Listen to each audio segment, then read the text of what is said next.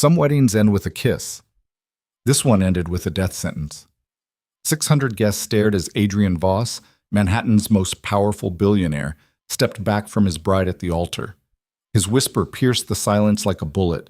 "My heart belongs to someone else."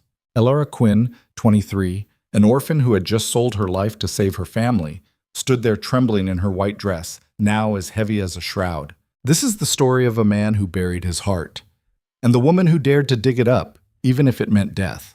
Watch to the end, like, and comment the name of the city you're watching from. I want to know how far this story has come. The cathedral stretched like a throat waiting to swallow her whole. Elara Quinn stood at the end of the aisle, white roses climbing marble columns on either side, their perfume thick enough to choke on. 600 faces turned toward her, strangers in designer suits and gowns, worth more than her entire childhood. The organ swelled, notes rolling through the vaulted ceiling like distant thunder. She couldn't feel her legs.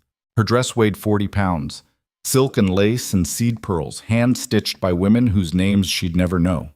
The train pooled behind her like spilled milk, and the veil, God, the veil, hung so heavy she had to tilt her chin up just to see straight.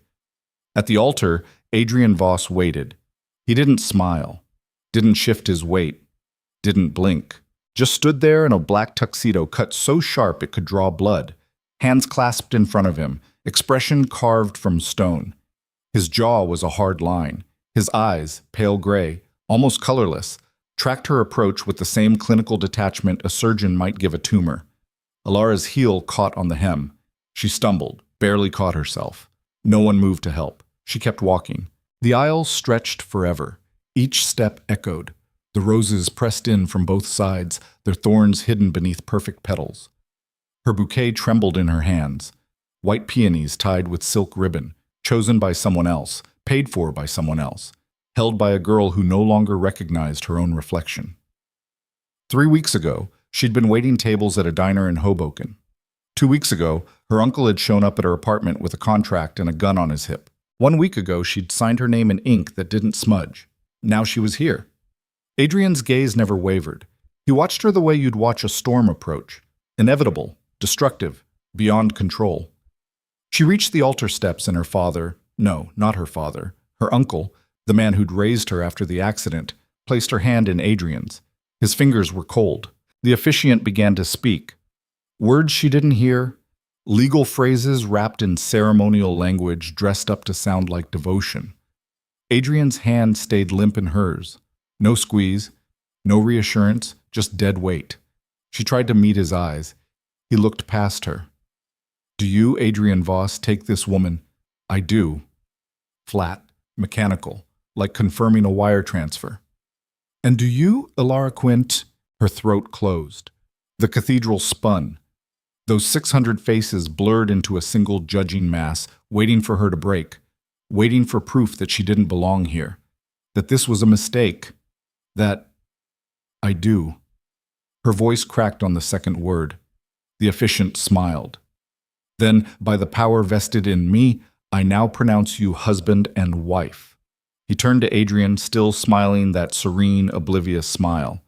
You may kiss your bride. This was it, the moment every girl dreams about. Elara leaned in. She closed her eyes. Her heart hammered against her ribs hard enough to bruise. She could smell his cologne, cedar, and something darker, smoke maybe, or leather. His breath ghosted across her lips. Adrian stepped back. The movement was small, precise, deliberate. 6 inches of space opened between them. Elara's eyes snapped open. Confusion flooded her chest, then humiliation, hot and sharp. Around them, the cathedral held its breath. She could feel the weight of all those eyes pressing down like hands around her throat. Adrian leaned in. For a second, relief flickered. Maybe he'd just hesitated. Maybe... His lips brushed her ear. My heart belongs to someone else. The words landed like a blade between her ribs. He pulled back, turned to face the crowd. His expression didn't change, still that same stone mask, unreadable, untouchable. But the damage was done. A gasp rippled through the pews, then another. Whispers ignited like brush fire, spreading from row to row, voice to voice, until the whole cathedral buzzed with shock. Elara stood frozen. Her hand shook. The bouquet slipped from her fingers, hit the marble with a wet thud. White petals scattered across the floor like shrapnel. Adrian didn't look at her. He descended the altar steps, shoulders squared, moving with the calm certainty of a man who'd just executed a flawless plan. The crowd parted for him. No one spoke. No one dared. Alara's uncle appeared at her elbow, gripping her arm hard enough to leave marks. "Move," he hissed. She moved, down the steps. Through the gauntlet of staring faces. Past women in diamonds who covered their mouths with gloved hands, past men who looked anywhere but at her. The organ played something triumphant and empty. Rice fell like hail. Camera flashes exploded in her peripheral vision. Outside, a black Rolls-Royce waited at the curb. Adrian was already inside. Her uncle shoved her toward the open door.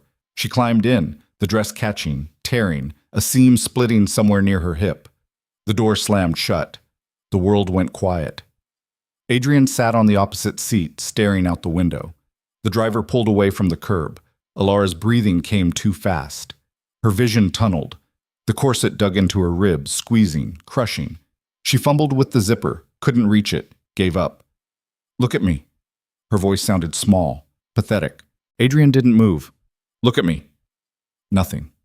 She lunged across the space between them, grabbed his face with both hands, forced him to meet her eyes. What the hell was that? His gaze was empty, arctic, a wasteland in human form. "A wedding," he said. "You humiliated me. I told you the truth. In front of 600 people. You wanted me to lie?" His voice never rose, never sharpened, just stayed flat, bored, like they were discussing the weather. Alara shoved him back. He didn't resist. She pressed herself into the corner of the seat, as far from him as the car allowed, shaking so hard her teeth chattered. "Who is she?" "That's not your concern. I'm your wife. You're a contract." The words hung in the air like smoke.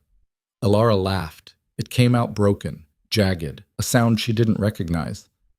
"My uncle said you needed a wife, that this was a transaction." Adrian straightened his cuffs.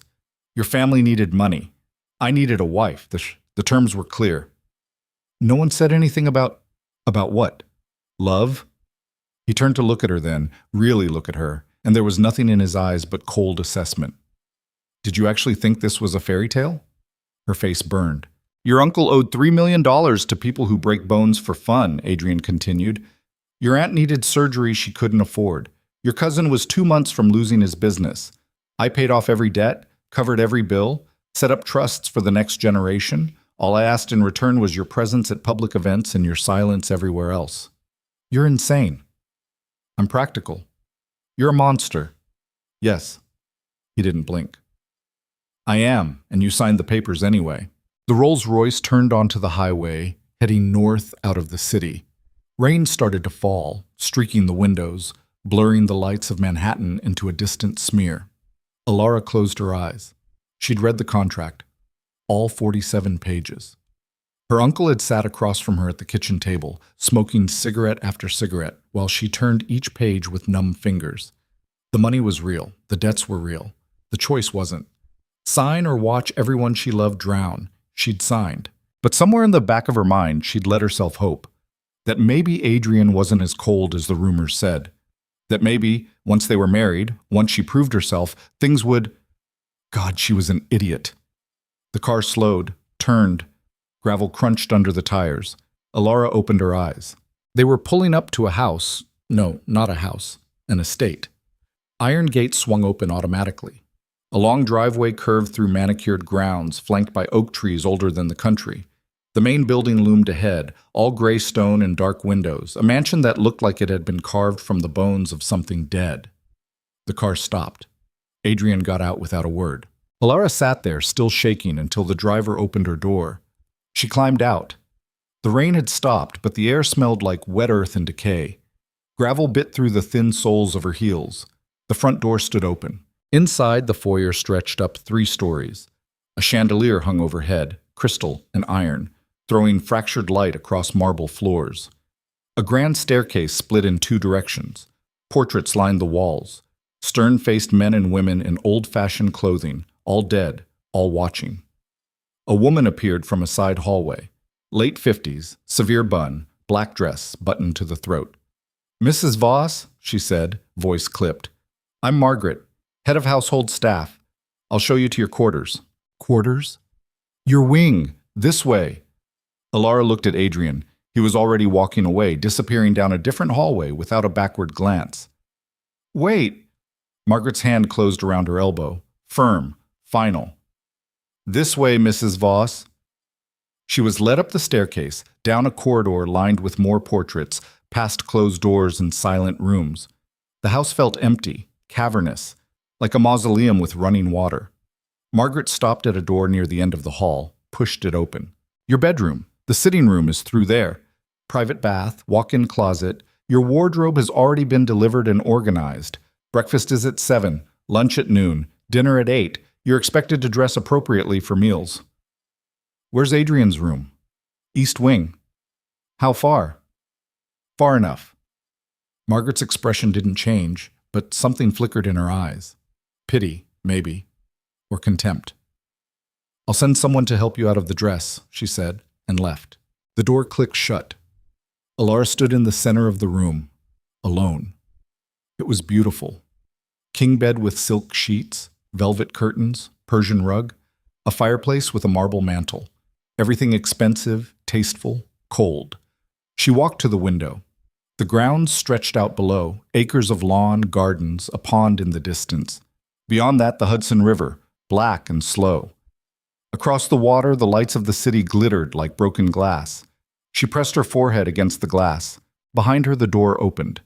A young woman entered, maybe Alara's age, dark hair pulled back, maid's uniform. She didn't introduce herself, just moved behind Alara and started working on the zipper. "Hold still." The dress loosened. Alara could breathe again. The maid worked in silence, unhooking, unlacing, peeling away layers. When she was done, the dress pooled on the floor like a shed skin. Alara stood in her slip, goosebumps rising on her arms. "There's a nightgown in the closet," the maid said. "Ring if you need anything." "Wait," but she was already gone. Alara changed into the nightgown, silk, ivory, nothing she would have chosen. She sat on the edge of the bed. The mattress was too soft, the room too quiet. She thought about her apartment in Hoboken, the radiator that clanked all night, the neighbor's dog that barked at shadows, the smell of fried eggs from the diner downstairs. It wasn't much, but it was hers. This place wasn't hers. It was a cage. Gilded, expensive, suffocating. She lay down, closed her eyes. Sleep didn't come. The next morning, Alara woke to someone knocking. She sat up, disoriented. Sunlight poured through the windows. The knock came again. "Come in." The maid from last night entered with a tray, coffee, toast, fruit. "Breakfast, Mrs. Voss." "What time is it?" 6:45. You're expected downstairs at 7. "For what?" "Breakfast with Mr. Voss." The maid set the tray on a side table and left. Alara drank the coffee. It was perfect, dark, strong, exactly how she liked it, which meant someone had been paying attention, taking notes, building a file on her preferences. The thought made her skin crawl. She dressed in clothes that had been laid out for her, a cream blouse, tailored slacks, low heels. Everything fit perfectly. Of course it did. At 7 exactly, she made her way downstairs. The dining room was on the first floor, overlooking the gardens. A long table stretched beneath another chandelier. Adrian sat at the head, reading a newspaper, coffee steaming beside him. He didn't look up when she entered. Alara sat at the opposite end, 20 feet of polished wood between them. A servant appeared, set a plate in front of her, eggs, bacon, toast. She wasn't hungry. They ate in silence. Adrian turned a page, sipped his coffee, checked his watch. Alara pushed food around her plate. Finally, she couldn't stand it. "How long does this last?" He didn't look up. "How long does what last?" "This, the silent treatment, the separate wings, the..." She gestured at the space between them. "Whatever this is your life now." "For how long?" 5 years. She blinked. "What?" "The contract specifies a minimum term of 5 years. After that, we can discuss dissolution." 5 years. "Yes. And until then, you fulfill your obligations. Attend events. Smile for cameras. Play the role you were paid to play. Alara set down her fork. And what about you? What about me? Do you have obligations? I provide for you, protect you, ensure you want for nothing. Except a husband. Adrian finally looked up. His eyes were the color of winter. You have a husband. You just don't have a man in love with you. There's a difference. Who is she? His jaw tightened. That's not your concern. You said her name at the altar. No, you didn't say it, but you meant it. I could see it. Alara leaned forward. Who is she? Where is she? Dead. The word landed like a stone in still water. Adrian folded his newspaper, stood. I have meetings. I'll be in the city until late. Don't wait up. He walked out. Alara sat alone at the long table, staring at her untouched breakfast, something cold and sharp settling in her chest. Dead. The woman Adrian loved was dead, and somehow, Alara was supposed to live in her shadow. The days bled together. Adrian left early, returned late, spoke in monosyllables when he spoke at all. Alara wandered the estate like a ghost, exploring rooms that echoed with her footsteps, reading books from a library no one touched, staring out windows at a world she couldn't reach. The staff moved around her with practiced invisibility. Margaret gave orders in clipped tones. The maids cleaned in silence. The cook prepared meals Alara barely ate. She felt herself disappearing. On the fourth day, she found the garden. It was behind the east wing, hidden behind a wall of hedges. She stumbled onto it by accident, following a stone path that curved away from the main grounds. The gate was unlocked. Inside, everything was wild. Not abandoned. Someone still cared for it, pruned it, kept it alive. But it wasn't the manicured perfection of the rest of the estate. Here, roses climbed over trellises in violent tangles, lavender spilled across walkways. A fountain stood in the center, cracked and weathered, water trickling from the mouth of a stone angel. Alara sat on the edge of the fountain. For the first time since the wedding, she felt like she could breathe. She started coming back every day. In the garden, time moved differently. She lost herself in the riot of color, the hum of bees, the smell of earth and green growing things. She pulled weeds without asking permission. Dead-headed roses, trimmed back the lavender. It became hers in a way nothing else in this place was. One afternoon, she found the photograph. It was tucked inside a book she'd borrowed from the library, a collection of poetry, old, leather-bound. The photograph slipped out when she opened it, landed face up on her lap. A woman stared back at her. Dark hair, dark eyes. A smile that could break hearts or mend them, depending on her mood. She stood in front of a fountain, the same fountain from the garden, wearing a summer dress, one hand shading her eyes from the sun. On the back, written in faded ink, Seraphine, July 2019. Alara's hands shook. She turned the photograph over, studied the woman's face. Beautiful, yes, but more than that. Alive. Vibrant. The kind of person who pulled light toward her just by existing. The kind of person Adrian would love. The kind of person Alara could never be. She slipped the photograph back into the book, but the image stayed burned in her mind. That night at dinner, another silent, suffocating meal, she broke first. I found a picture of her. Adrian's fork paused halfway to his mouth. Excuse me? Seraphine. I found her picture. He set down the fork. Slowly. Carefully. Where? In a book from the library. Which book? Does it matter? Yes. Alara pushed back from the table, went upstairs, came back with the poetry collection. She dropped it in front of him. The photograph slid out, landed between them. Adrian stared at it. For a long moment, he didn't move, didn't breathe. His expression shifted, barely, just a flicker, like something cracking beneath ice. Then he picked up the photograph and left the room. Alara sat alone, heart pounding, unsure if she'd just won a small victory or made a terrible mistake. The next morning, Adrian was waiting in the foyer when she came downstairs. Get dressed, he said. I am dressed. Formal, we have an event. What event? A gala. Art museum, 7 o'clock. You didn't tell me. I'm telling you now. He walked away before she could argue. At 6:30, Alara stood in front of her closet, staring at rows of designer gowns she'd never chosen. She pulled out a black dress, simple, elegant, safe, and put it on. Margaret appeared to do her hair and makeup. The woman worked in silence, pinning and curling and painting until Alara looked like someone else. Someone polished, expensive, empty. At 7, she met Adrian in the foyer. He wore a tuxedo, looked like he'd been carved from marble. "Ready?" he asked. "No." "Good. Let's go." The gala was everything she'd feared. A museum downtown lit up like a cathedral. Crowds of people in gowns and tuxedos, champagne flutes catching the light, classical music drifting through galleries filled with paintings Alara didn't understand.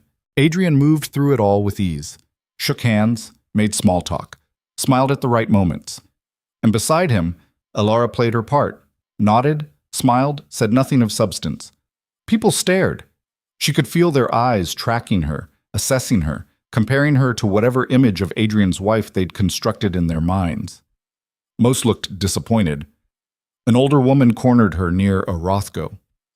"You're the new Mrs. Voss." "Yes." "Quite a wedding, I heard." Alara's stomach twisted. It was memorable. "I'm sure." The woman sipped her champagne, eyes sharp. "Adrian's first wife was a friend of mine. Lovely girl. Tragic, what happened. I'm sorry, I didn't realize Adrian was—" "Oh, he wasn't. Not legally, but everyone knew." The woman leaned in, voice dropping. "Seraphine was the love of his life. When she died, something in him died too. I'm surprised he remarried at all."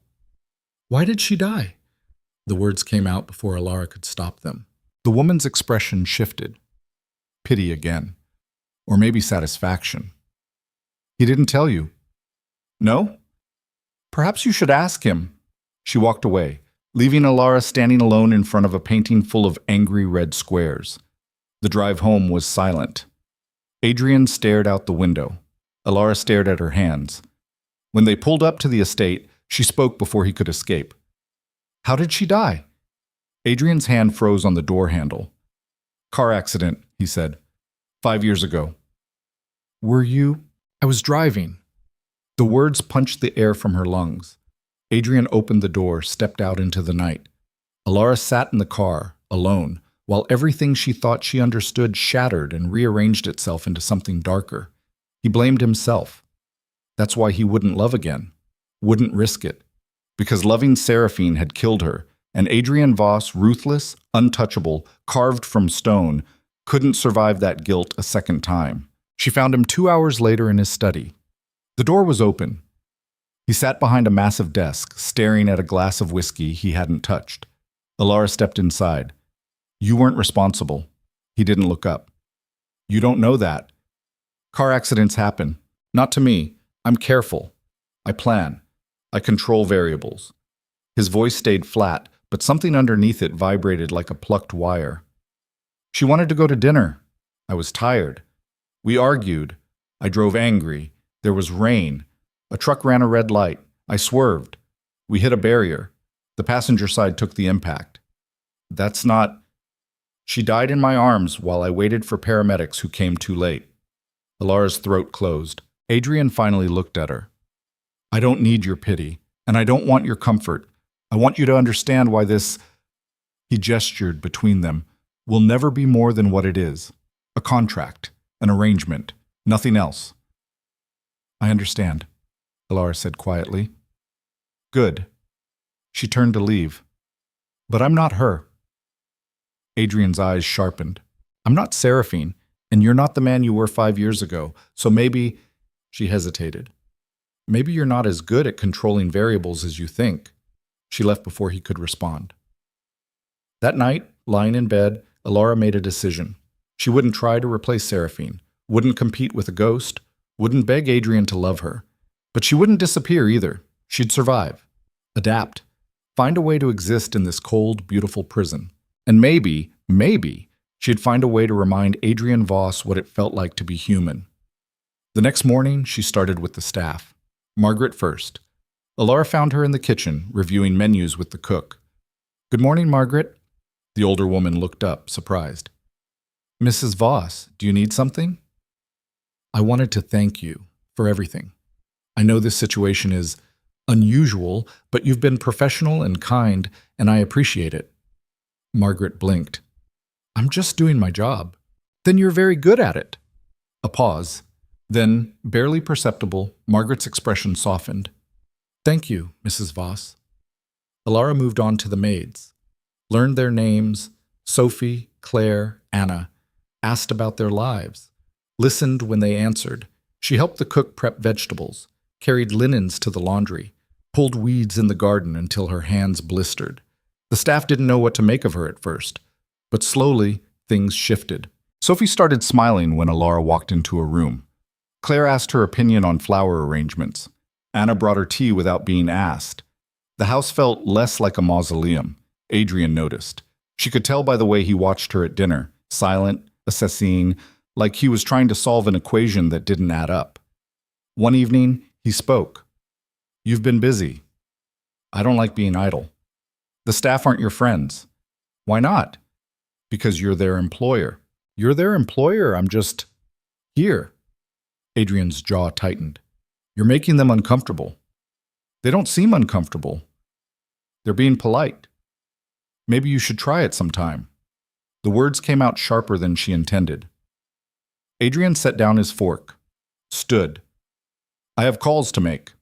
He left. Alara finished her meal alone, a small, dangerous satisfaction curling in her chest. She was getting to him. Just a little. Just enough. 2 weeks later, everything changed. They were driving back from another event, a charity dinner where Alara had smiled until her face hurt, and Adrian had donated enough money to buy a small country. The highway was empty. Rain drummed against the windshield. The driver navigated carefully, wipers cutting arcs through the downpour. Alara leaned her head against the window, eyes closed. Then, headlights. Blinding. Too close. A black sedan swerved into their lane. The driver shouted, yanked the wheel. The Rolls-Royce spun. Tires screamed. Alara's head cracked against the window. Glass exploded. Metal shrieked. The world flipped. When it stopped, Alara was upside down, held in place by her seatbelt. Blood dripped from somewhere. Her forehead, maybe, or her nose. Everything hurt. Adrian! Her voice came out broken. Don't move! He was beside her, already unbuckling, dropping to the roof of the overturned car. His face was cut, bleeding, but his eyes were sharp, focused. Gunfire cracked outside. Alara's heart stopped. Stay down, Adrian said. He pulled a gun from somewhere. His jacket, a hidden panel, she didn't know. Kicked out the shattered window, fired twice. Return fire punched through the metal above their heads. This wasn't an accident. This was an ambush. Adrian grabbed her arm. Can you move? I think so. Then move. He dragged her out through the broken window. Rain soaked them instantly. Alara's dress tore. Her hands scraped against asphalt. Adrian pulled her behind the overturned car, shielding her with his body. More gunfire. She saw them now, men in black, at least 4, moving in from the sedan that had hit them. Adrian returned fire. Methodical, precise. One man dropped. Then another. But there were too many. Run, Adrian said. What? When I say go, you run for the trees. Don't stop. Don't look back. I'm not leaving you. You are. His eyes locked onto hers, and for the first time since the wedding, she saw something real in them. Fear. Go. He stood, fired 3 shots in rapid succession, and Alara ran. Her heels broke. She kicked them off, kept running. The trees were close, 50 feet, 40, 30. An engine roared. She looked back. Adrian was still firing, backing toward her, but the sedan was accelerating, heading straight for him. Adrian! He turned. Saw it coming, dove. The sedan missed him by inches, fishtailed, skidded off the road. And then, sirens, police. Approaching fast. The remaining attackers scattered. Engines revved, tires squealed. They were gone as quickly as they'd come. Alara collapsed against a tree, shaking so hard she couldn't stand. Adrian walked toward her, bleeding, limping slightly, alive. He reached her, grabbed her face with both hands, tilted it up, checking for injuries. Are you hurt? She couldn't speak. Alara, are you hurt? No, I don't know. He pulled her against his chest and held her. The sirens got closer. Red and blue lights strobed through the rain, but Adrian didn't let go. His heart hammered against her ear. His hand shook where they pressed against her back. For For the first time, the man carved from stone felt human, and Alara realized something terrifying. He'd been afraid. Not for himself. For her. The hospital smelled like disinfectant and fear. Alara sat on the edge of an examination table, paper crinkling beneath her, while a nurse cleaned the cut on her forehead.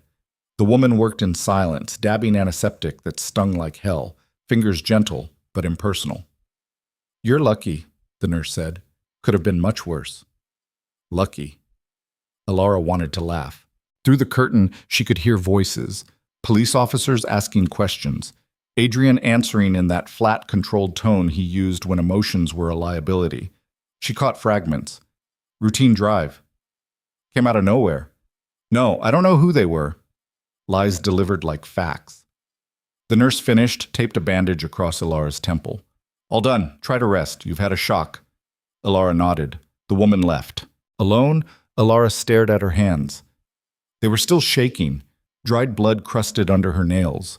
Her dress, what was left of it, hung in tatters, ruined beyond saving. She kept seeing it. The headlights. The gunfire. Adrian's face when he'd grabbed her. That split second of raw terror before the mask slammed back into place. Someone had tried to kill them. Not an accident, not random, targeted, planned, professional. The curtain pulled back. Adrian stepped through. He'd refused treatment beyond basic cleaning.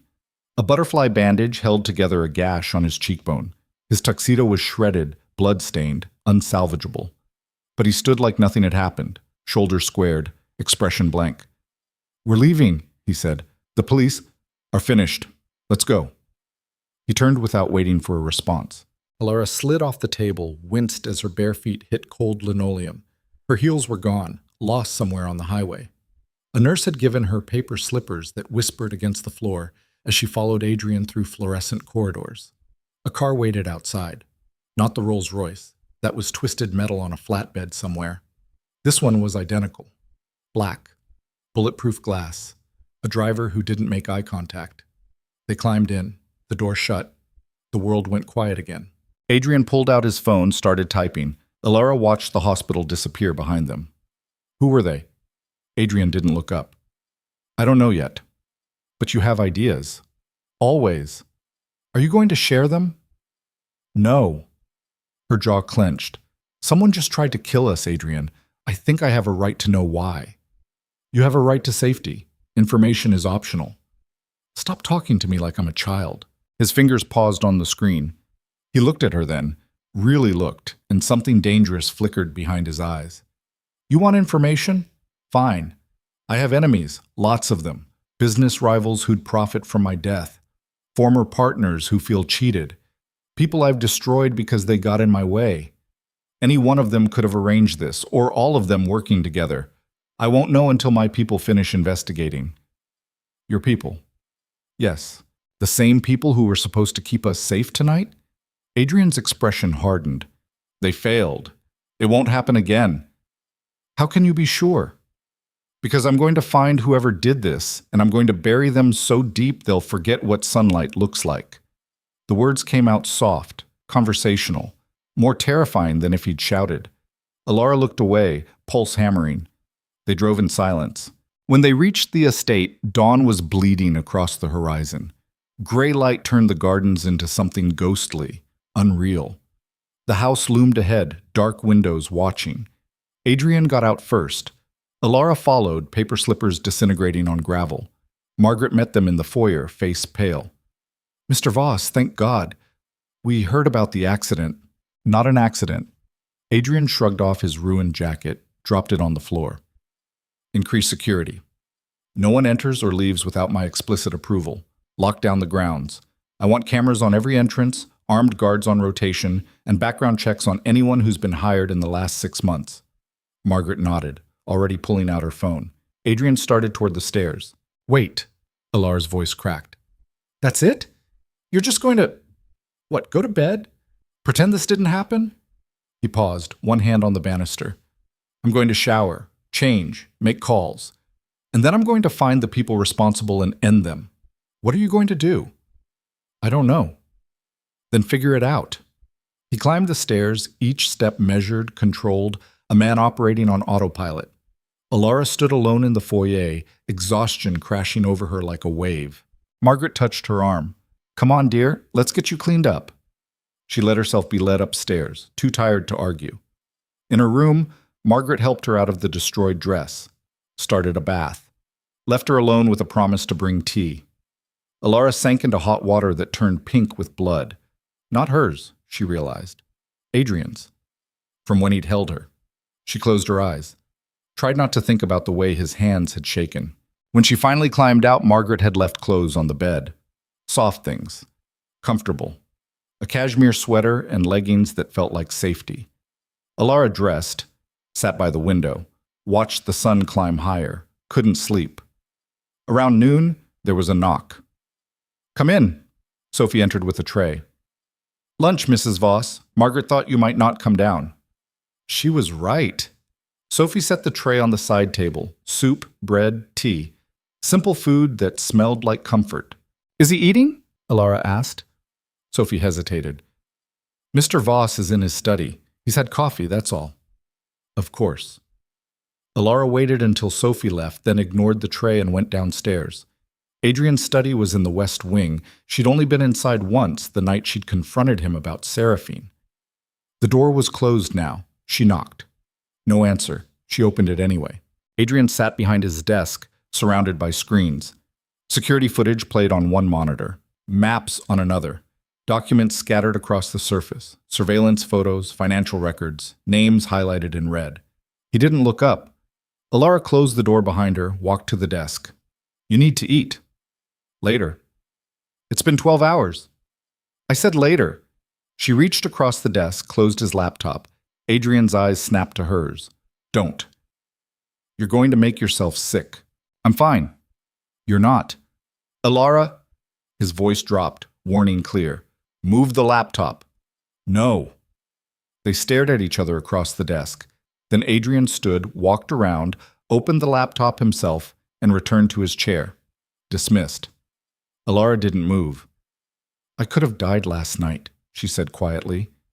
His fingers stilled on the keyboard. "We both could have. And you're acting like it was nothing, like you deal with assassination attempts every Tuesday." "I've dealt with worse. That doesn't make it normal." Adrian leaned back, studied her with those cold gray eyes. "What do you want me to say? That I'm sorry you were put in danger? I am. That I wish you hadn't been there, obviously, but wishing changes nothing. Action does. So you're going to work yourself to death finding whoever did this, if that's what it takes. And what about me? What about you? What am I supposed to do? Sit in my room? Pretend everything's fine? Wait for the next attack? You're supposed to stay safe. I don't feel safe." Something shifted in his expression, barely visible, like a crack in ice. "You are," he said. "I'll make sure of it." "How?" "By eliminating the threat." "And if you can't?" "I will." The certainty in his voice should have been reassuring. It wasn't. Alara left him there, surrounded by screens and rage and the ghost of a promise he couldn't guarantee. The next few days passed in a blur of tension. Armed guards appeared on the grounds. Cameras went up. Every delivery was searched. Every visitor turned away. The estate became a fortress. Adrian worked around the clock. Alara barely saw him. When she did, he looked worse, shadows under his eyes, jaw tight, hands curled into fists even when he slept. If he slept. She tried to keep herself occupied, helped in the garden, talked to the staff, read books she couldn't focus on, but the fear sat in her chest like a stone. On the fourth day, Margaret found her in the library. "Mrs. Voss, you have a visitor." Alara looked up. "I thought no one was allowed." "Mr. Voss approved it. Your uncle is here." Her stomach dropped. She hadn't spoken to him since the wedding, hadn't wanted to. The man had sold her like livestock, and she'd been too desperate to refuse. But curiosity won. She followed Margaret to the sitting room. Her uncle stood by the window, hands in his pockets, looking uncomfortable. He was a big man, heavy shoulders, thick neck, the kind of presence that took up space. But here, in Adrian's house, he looked small. "Alara." He turned when she entered. "Jesus, you look like hell." "Nice to see you too." He had the decency to look ashamed. "I heard about the attack. Wanted to make sure you were okay." I'm alive. That's not the same thing. She crossed her arms. What do you want? He sighed, rubbed his face. Look, I know you're angry. Angry? I'm furious. You sold me to a stranger, lied about what this marriage would be, and now someone's trying to kill me. So yeah, angry doesn't quite cover it. I didn't lie. I told you it was a business arrangement. You told me he needed a wife. You made it sound like maybe there was a chance for something real. Not this. She gestured around. Prison with good furniture. Her uncle's jaw worked. I did what I had to do. Your aunt was dying. Your cousin was drowning. We were out of options. So you traded me. I saved the family by sacrificing me. They stared at each other. Finally, her uncle looked away. I came to tell you something. There's talk in the city. People saying the attack wasn't random. I know that. They're saying it was the Kozlov family. Alara went still. Who? Russian syndicate. Adrian did business with them years ago. Things went bad. He destroyed their operation, cost them hundreds of millions. They've been looking for payback ever since. Why are you telling me this? Because if it's them, this isn't over. They don't give up. They don't forgive. And they'll keep coming until Adrian's dead. Fear spiked through her chest. Does Adrian know? If he doesn't, he will soon. Her uncle moved toward the door, paused. For what it's worth, I didn't think it would be like this. I thought he'd be cold, sure, but I didn't think... He stopped. I'm sorry, Alara, I really am. He left. Alara stood alone, her uncle's words echoing in her head. The Kozlov family. Russian syndicate. Payback. She found Adrian in his study again, still surrounded by screens. We need to talk. He glanced up. I'm busy. My uncle was here. That got his attention. Adrian closed the laptop. What did he want? To warn me. He said the attack might have been the Kozlov family. Adrian's expression didn't change, but something in the air shifted, went cold. He's right, Adrian said quietly. You knew? I suspected. Confirmed it this morning. And you weren't going to tell me? What difference would it make? Alara's hands curled into fists. The difference is I deserve to know who's trying to kill me. Knowing doesn't keep you safe. Distance does, which is why... He stood, walked to the window. I'm sending you away. Her heart stopped. What? There's a property upstate, secure, remote. You'll stay there until this is resolved. Absolutely not. It's not a request. I'm not running. Adrian turned, eyes hard. This isn't running. It's surviving. No, it's you making decisions for me without asking. Again. I don't need to ask. I'm protecting you. I don't want your protection if it means being locked in another cage. Better a cage than a coffin. The words hung between them. Alara stepped closer. You think sending me away will keep me safe? What about you? Who protects you? I don't need protection. Everyone needs protection, Adrian. Even you. You're leaving tomorrow. That's final. No. His jaw clenched. Alara, you can't make me. Yes, I can. Legally, financially, physically, if necessary. You signed a contract that gives me authority over your safety. Don't make me use it. She stared at him. You'd force me? If it keeps you alive, yes. Rage boiled through her veins. You're just like my uncle, using contracts and money and power to control people, deciding what's best without asking. Do you even see me as a person, or am I just another asset to manage? Adrian's expression cracked. You think I want this? You think I want to worry about you bleeding out on some highway because people are trying to get to me? I didn't ask for this, Alara. I didn't ask to care whether you live or die. But I do. And that makes you a target, and I will not... He stopped, breathed. I will not watch another person I care about die because of me. The confession landed between them like a bomb. Silence. Alara's anger drained away, replaced by something else, something softer. You care about me. Adrian looked away. Don't. You just said, I know what I said. Adrian, you're leaving tomorrow. End of discussion. He walked past her, out of the study, leaving her alone with the weight of words he couldn't take back. That night, Alara couldn't sleep. She paced her room, thoughts spinning. Adrian cared. Maybe not love. Not yet. Maybe never. But care. Enough to be afraid. Enough to send her away. Which meant she'd cracked something open in him. And now he was trying to seal it shut. Around 3 in the morning, she gave up on sleep and went downstairs. The house was dark, silent. She found Adrian in the library. He sat in a leather chair by the fireplace, glass of whiskey in hand, staring at flames that threw shadows across his face. He didn't look up when she entered. "Can't sleep either?" she asked. "Sleep is optional." Alara sat in the chair opposite him. "I'm not going upstate." "Yes, you are." "What if I refuse?" "I'll have you carried to the car." "You wouldn't." He met her eyes. "Try me." She believed him. Different tactic. "Tell me about her. Seraphine." Adrian's grip tightened on the glass. "No." "Why not?" "Because it's not your business. You loved her. You blame yourself for her death. You've built your entire life around not feeling anything again. That makes it my business. It makes it ancient history." "Does it?" Alara leaned forward. "Because from where I'm sitting, you're still living in that car crash. Still punishing yourself. Still convinced that loving someone means killing them." "It does. That's insane." "It's true. It's trauma, not truth." Adrian drained the whiskey, set the glass down harder than necessary. "You don't know what you're talking about." "Then explain it to me." "Why?" "Because I'm your wife. Because someone tried to kill us. Because you just admitted you care whether I live or die, and I think you owe me more than silence and orders."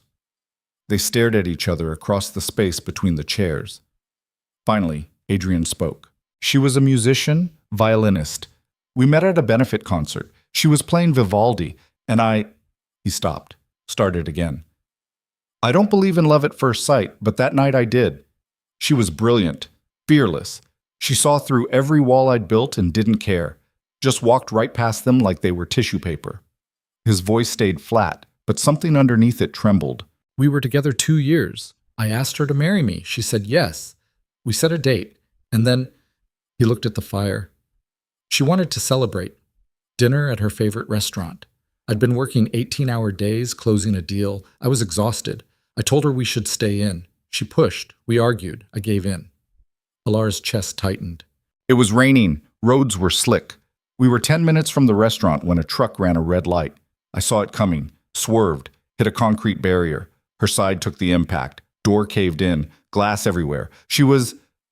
His hands curled into fists. "She was conscious for a while, long enough to look at me, long enough to say my name. Then she stopped breathing, and I couldn't. I tried CPR, but I couldn't..." He stopped. Silence swallowed the room. Alara's throat burned. "I'm sorry. Don't be. It was my fault. It was an accident. I was driving angry, distracted. If I'd stayed home like I wanted, she'd still be alive." "You don't know that." "Yes, I do." Alara stood, crossed to him, knelt in front of his chair. Adrian stiffened. "Look at me," she said. He didn't. She took his hands, still curled into fists, and held them. "You're not a god, Adrian. You can't control everything. Trucks run red lights. People die. It's horrible and unfair and not your fault. You weren't there." "No, but I'm here now. And I'm telling you that punishing yourself for the rest of your life won't bring her back." "I know that." "Do you? Because it seems like you've decided that loving someone is a death sentence, and the only way to keep people safe is to not love them at all." Adrian pulled his hands away. "It's worked so far." "Has it? You're miserable, alone, surrounded by people who fear you instead of knowing you. Is that really working?" "It's survival. It's cowardice." His eyes snapped to hers, sharp and dangerous. Alara didn't flinch. "You think I don't see it?" she continued. "You're terrified, not of the Kozlovs or business rivals or any external threat. You're terrified of feeling something real again, of risking your heart. So you hide behind contracts and control and pushing people away. But guess what? I'm still here. And I'm not leaving tomorrow, not because you forbid it, but because I choose not to. You don't have a choice. Everyone has a choice, even you. You can keep hiding, or you can let yourself be human again. Adrian stood abruptly, forcing her back. You want me to be human? Fine. I'm human. I'm selfish and cruel and incapable of giving you what you want. I told you at the altar, my heart belongs to someone else. Someone dead. Someone I killed. That's the truth, Alara. Not some romantic barrier to overcome, just the ugly fact that I'm broken, and I can't be fixed. I'm not trying to fix you. Then what are you trying to do? Survive. Just like you. The words landed quiet. Final. Adrian stared at her. Then he walked out. Alara stayed on the floor, shaking, wondering if she'd just pushed too hard or not hard enough. The next morning, she woke to commotion outside. Shouting, running footsteps. She threw on a robe, ran downstairs. The foyer was chaos. Guards everywhere. Margaret on the phone. Adrian in the center, issuing orders in rapid-fire Russian. Alara grabbed his arm. What's happening? He turned, face carved from stone. They found us. Who? The Kozlovs. They hit one of my warehouses an hour ago, burned it to the ground, left a message. What message? Adrian handed her his phone. On the screen, a photo. The warehouse, engulfed in flames, and spray-painted across the front in letters 10 feet tall. She's next. Alara's blood turned to ice. Pack a bag, Adrian said. Now. What? You're leaving, not upstate, out of the country. I have a place in Switzerland. You'll go there until... No. Alara, I said no. Adrian grabbed her shoulders. Did you see the message? They're targeting you specifically to hurt me, and they will succeed unless you leave right now.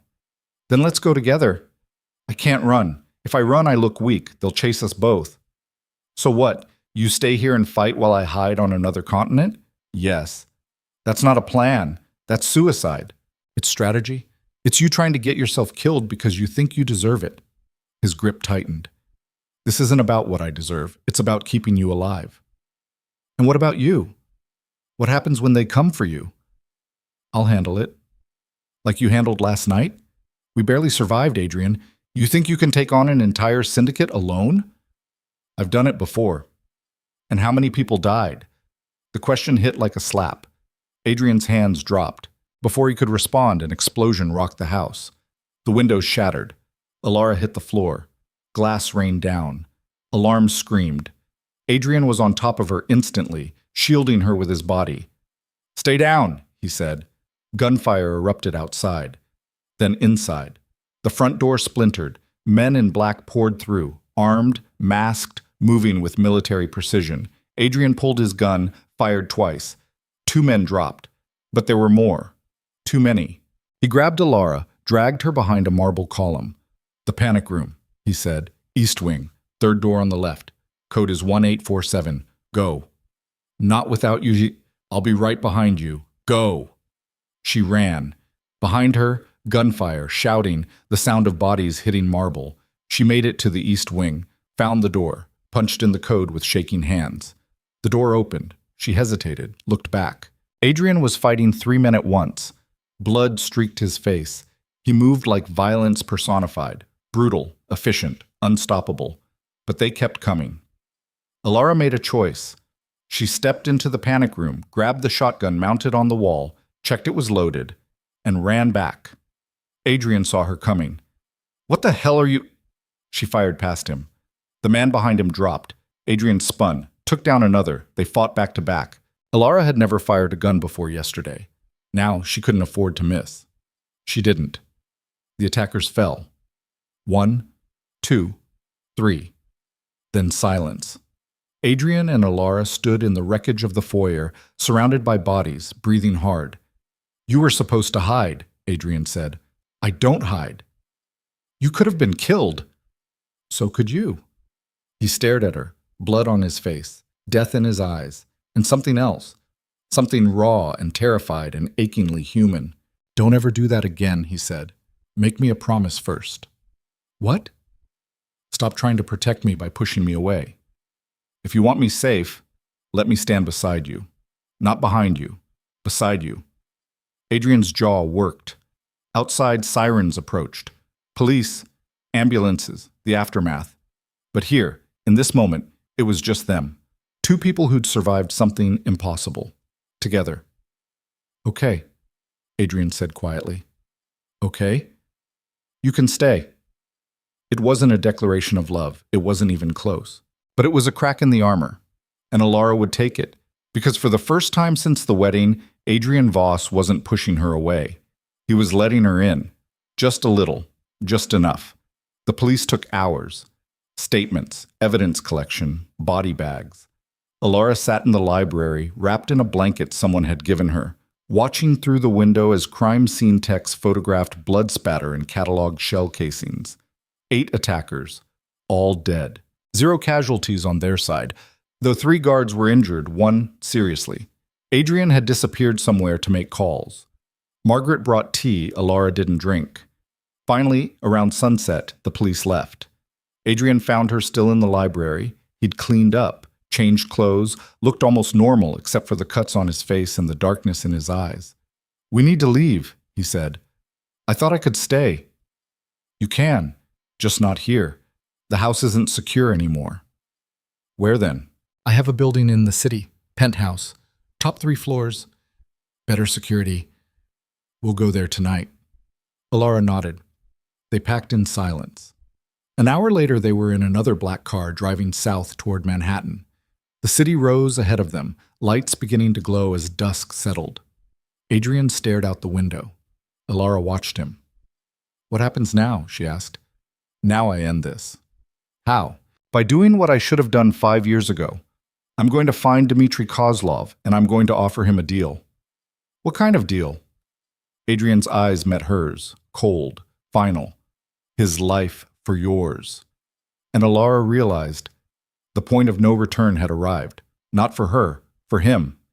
Adrian Voss was about to walk into hell, and this time he wasn't planning to walk back out. The penthouse occupied the top 3 floors of a building that looked like it had been designed to intimidate. All steel and glass and sharp angles, thrusting up from midtown Manhattan like a blade. Adrian owned the entire structure, 48 floors of corporate offices, luxury apartments, and enough security to guard a small nation. The elevator required a keycard and retinal scan. Alara stood beside Adrian as they rose, watching the numbers climb. Her ears popped. The city fell away beneath them, light spreading out like a circuit board. When the doors opened, she stepped into a space that felt more like a museum than a home. Floor-to-ceiling windows on 3 sides, white marble floors, minimalist furniture in shades of gray and black, art on the walls, originals, probably worth more than most people earned in a lifetime. Everything cold, clean, sterile. No photographs, no personal touches. No evidence that anyone actually lived here. Adrian dropped his bag by the door. "Your room is upstairs, 2nd floor. Pick whichever one you want." "Where's yours?" "3rd floor." "Of course." Maximum distance. A man appeared from a side hallway, late 30s, military bearing, scar cutting through his left eyebrow. He nodded at Adrian. "Perimeter's secure, cameras are live, teams in position." "Good. Alara, this is Victor, head of security. Anything you need, he'll handle it." Victor's eyes flicked to her, assessing. "Ma'am." "Hi." That was apparently the extent of pleasantries. Victor disappeared back down the hallway. Adrian moved to the windows, pulled out his phone. Alara stood in the center of the vast space, feeling small. "What now?" she asked. "Now you stay here while I make arrangements." "Arrangements for what?" "The meeting with Kozlov." Her stomach dropped. "You're serious. You're actually going to offer yourself." "It's the only way to end this." "It's suicide." Adrian didn't turn from the window. "It's strategy. Kozlov wants revenge. I give him the opportunity. In exchange, he leaves you alone. Leaves my people alone. Ends the vendetta. And kills you." "Probably." The word landed flat, casual, like he was discussing the weather. Alara crossed to him, grabbed his arm, forced him to look at her. "No, it's not your decision. The hell it isn't. I'm your wife. On paper. We fought together today, bled together. You told me I could stay. You don't get to do that and then throw your life away." Adrian's jaw tightened. "This isn't throwing my life away. It's saving yours." By sacrificing yourself? That's not saving me. That's... She stopped, breathed. That's you still punishing yourself for Seraphine. His eyes went cold. Don't. Why not? It's true. You think you deserve to die. You've thought it since the accident, and now you finally have an excuse that sounds noble instead of suicidal. You don't know what you're talking about. Then tell me I'm wrong. Silence. Adrian pulled away, walked to the bar, poured whiskey he didn't drink. Elara followed. There has to be another way. There isn't. We could run, leave the country, disappear. They'd find us. We could fight. You have resources, money, people. Not enough.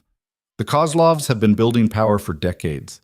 I'd be starting a war I can't win. So you're just giving up. I'm being realistic.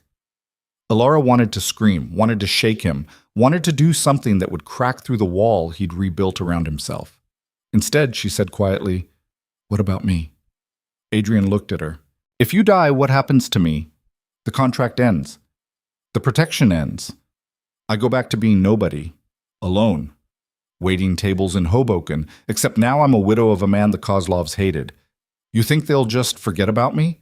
Leave me alone?" Something flickered across his face. "Victor will set you up," Adrian said. "New identity, new life, somewhere far from here." "I don't want a new life. I want this one." "This one gets you killed. Then we die together." "Absolutely not." "Why?" "Because..." He stopped, his hands curled into fists. "Because I already failed one person I cared about. I won't do it again." There it was. The truth he kept trying to bury. Elara stepped closer. "You didn't fail Seraphine. You survived something horrible. There's a difference." "Not to me." "Then change how you see it." "I can't." "You won't." They stood inches apart, breathing hard, the air between them electric with everything unsaid. Adrian's phone buzzed. He pulled it out, glanced at the screen. His expression shifted. "What?" Elara asked. "Kozlov accepted the meeting. Tomorrow night. Neutral location. No weapons. Just talk." "You believe that?" "No. But it's the opening I need." He walked away before she could argue. Elara stood alone in the massive penthouse, surrounded by windows that showed her a city full of people who had no idea what was about to happen. She couldn't let him do this. Wouldn't. But she had no idea how to stop him. That night, she couldn't sleep. Again.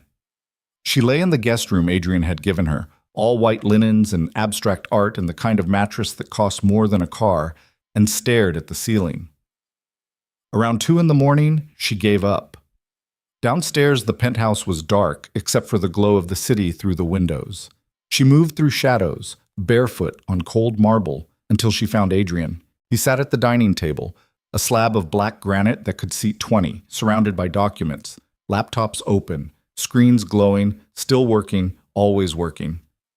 "You should sleep," she said. He didn't look up. "So should you."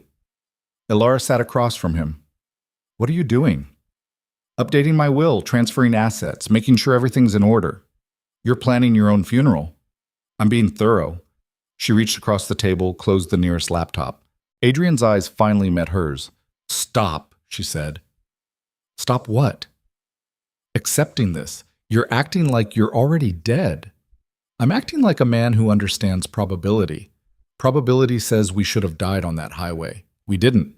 Probability says I should have stayed in the panic room. I didn't. Maybe probability is wrong. Or maybe we've just been lucky.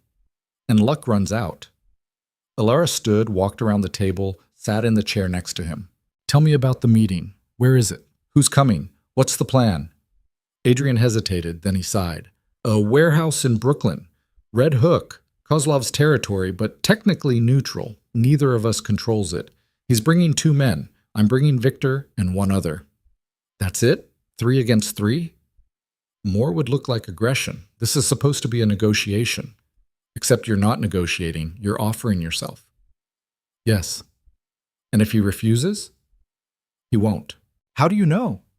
"Because Dmitry Kozlov is a lot of things, but he's not stupid. I'm offering him exactly what he wants. Revenge without consequences. Clean, simple. He'd be a fool to refuse. Alara's chest tightened. Unless he wants more than revenge. What else is there? Your empire, your assets, everything you've built. If you're dead, who controls it? Adrian went still. The will, he started, can be contested, tied up in courts for years, leaving everything vulnerable. Your enemies could pick it apart piece by piece. She watched understanding dawn on his face. You think this is a trap, he said slowly. I think you're so busy trying to die nobly that you're not seeing the bigger picture. Adrian stood, started pacing. His mind worked visibly, connecting dots, running scenarios, calculating outcomes. If Kozlov wants the company, killing me isn't enough. He'd need to dismantle my structure, but that would take time. Coordination. Unless, he stopped, unless he already has people inside. Inside where? My organization. Someone feeding him information. Someone who knows enough to bring it all down from within. Alara's pulse quickened. Can you find out? Maybe, if I... He grabbed his phone, started typing. I need to check something. Stay here. He disappeared upstairs. Alara sat alone, mind racing. If Adrian was right, if this was bigger than revenge, then walking into that meeting was worse than suicide. It was handing his enemies everything. She stood, moved to the windows. The city glittered below. Millions of lives, millions of stories. And somewhere out there, someone was planning to destroy the man who'd started to mean something to her. Not love, not yet, but something. Something worth fighting for. Footsteps on the stairs. Adrian returned, face ashen. What? Alara asked. I ran a trace on communications from the last month. Encrypted messages I thought were from my people in Moscow. They weren't. Who were they from? I don't know yet, but whoever it is, they've been feeding Kozlov intel for weeks. Shipment schedules, security protocols, personal movements. He looked at her. They knew where we'd be the night of the attack. They knew the route, the timing, everything. Someone close to you, someone I trust. The words came out broken. Alara moved to him. We'll find them. And if we can't, we will. Adrian's phone buzzed. He glanced at it, frowned. It's a video file from an unknown number. Don't open it. I have to. He tapped the screen. The video loaded. Alara moved closer, watching over his shoulder. The footage was grainy. Security camera quality. A warehouse somewhere. Concrete floors, exposed beams, harsh fluorescent lighting. A man sat tied to a chair in the center of the frame. Alara's blood went cold. She recognized him. Victor, Adrian's head of security, the man who'd greeted them when they arrived, the man Adrian trusted with his life. On screen, Victor was beaten, bloody, head hanging. Then someone walked into frame, tall, broad, graying hair, wearing an expensive suit. He circled Victor like a predator. Adrian Voss, the man said in Russian-accented English. By now you know we have your man, and you know this is bigger than revenge. Much bigger. He pulled out a knife. Adrian's grip on the phone tightened. You took everything from me, the man continued. My business, my reputation, my brother. And you thought you could walk away, build your empire on the bones of mine. But empires fall, Adrian. They always fall. He pressed the knife to Victor's throat. Tomorrow night, you come to the meeting. You come alone. No weapons, no tricks. And you sign over everything, every asset, every company, every account. You give me your empire or I start killing everyone you've ever cared about, starting with this one. The knife bit into skin. Blood welled. Victor didn't make a sound. You have 24 hours, clock's ticking. The video ended. Adrian stood frozen, phone still in his hand. Alara's mind spun. They're going to kill him. Yes, we have to. There's nothing we can do. It's a power play. They want me to know they can reach anyone, anytime. So what? You just let Victor die? No. I go to the meeting, sign what they want, buy time to find the mole and destroy them from inside. And then what? You think they'll let you live after you give them everything? Adrian's laugh was hollow. Of course not, but at least everyone else survives. He turned to walk away. Alara grabbed his arm. Stop trying to save everyone by sacrificing yourself. It's the only move I have left. No, it's the only move you can see. Because you're so buried in guilt and self-hatred that you've convinced yourself you're supposed to die. But you're wrong, Adrian. You're not supposed to die. You're supposed to fight. I've been fighting my whole life. Then fight smarter. They stared at each other. Finally, Adrian pulled away. Get some sleep. Tomorrow's going to be hell. He left her standing alone in the dark. Alara didn't sleep. Instead, she sat at the dining table, opened one of Adrian's laptops, and started searching. If there was a mole, there was evidence. Communication records. Financial transactions. Something that would point to who'd betrayed them. She wasn't a hacker, wasn't a detective, but she was desperate. Hours passed. The sky outside shifted from black to gray to pale blue. And then she found it. A single email thread buried in archived files. Between Adrian's financial advisor, a man named Marcus Chen, and an encrypted address. The messages were vague, coded, but the pattern was clear. Marcus had been feeding information to someone for months, and the most recent message, sent 2 days ago. Package delivered. Final phase begins tomorrow. Alara's hands shook. Marcus Chen. She pulled up his file. Late 40s. Harvard MBA. 15 years with Adrian's company. Married. 2 kids. Clean record. Perfect cover. She grabbed her phone, called Adrian. He answered on the first ring. What? I found him. The mole. It's Marcus Chen. Silence. Then, are you sure? I'm looking at the emails right now. He's been selling you out for months. More silence. Where are you? Adrian asked. Downstairs, your laptop. Don't touch anything else. I'm coming down. He appeared 30 seconds later, dressed but disheveled, like he hadn't slept either. Alara showed him the screen. Adrian read in silence. His expression didn't change, but something in his eyes went dead. Marcus, he said quietly, do you know why? No, but I'm going to find out. He pulled out his phone, made a call. Bring Marcus Chen to the penthouse, now. I don't care where he is or what he's doing. Bring him. He hung up, looked at Alara. Go upstairs. No. Alara, I found him. I'm staying. Adrian's jaw clenched, but he didn't argue. 20 minutes later, the elevator doors opened. 2 guards walked in, flanking a man in a business suit. Marcus Chen looked confused, annoyed. Adrian, what the hell? It's 6 a.m. I was sleeping. Sit down. The tone stopped him cold. Marcus's eyes darted between Adrian and the guards. What's going on? I said sit. Marcus sat. Adrian stood over him, hands in his pockets, casual, controlled, terrifying. How long? Adrian asked. How long what? How long have you been working for Kozlov? The color drained from Marcus's face. I'm not. Adrian nodded at the laptop. One of the guards turned it around, showed Marcus the screen. His own email stared back at him. Marcus went very still. I trusted you, Adrian said, voice flat, empty. 15 years, I trusted you with everything, and you sold me out. It's not. I didn't. Why? They have my family. The confession came out strangled. Adrian's expression didn't change. Explain. Marcus's hand shook. 3 months ago, men came to my house. Said they'd kill my wife and kids if I didn't cooperate. They wanted information, schedules, security codes. I didn't have a choice. Everyone has a choice. Not when it's your children's lives. You could have come to me and risked them killing my family before you could help. I couldn't. Marcus's voice broke. I'm sorry. I'm so sorry.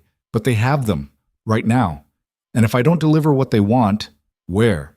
I don't know. They move them every few days. I get calls, proof of life. That's it. Adrian pulled out his phone, showed Marcus the video of Victor. This is what they do to people I care about. What do you think they'll do to your family once you're no longer useful? Marcus's face crumpled. Please, I'll do anything.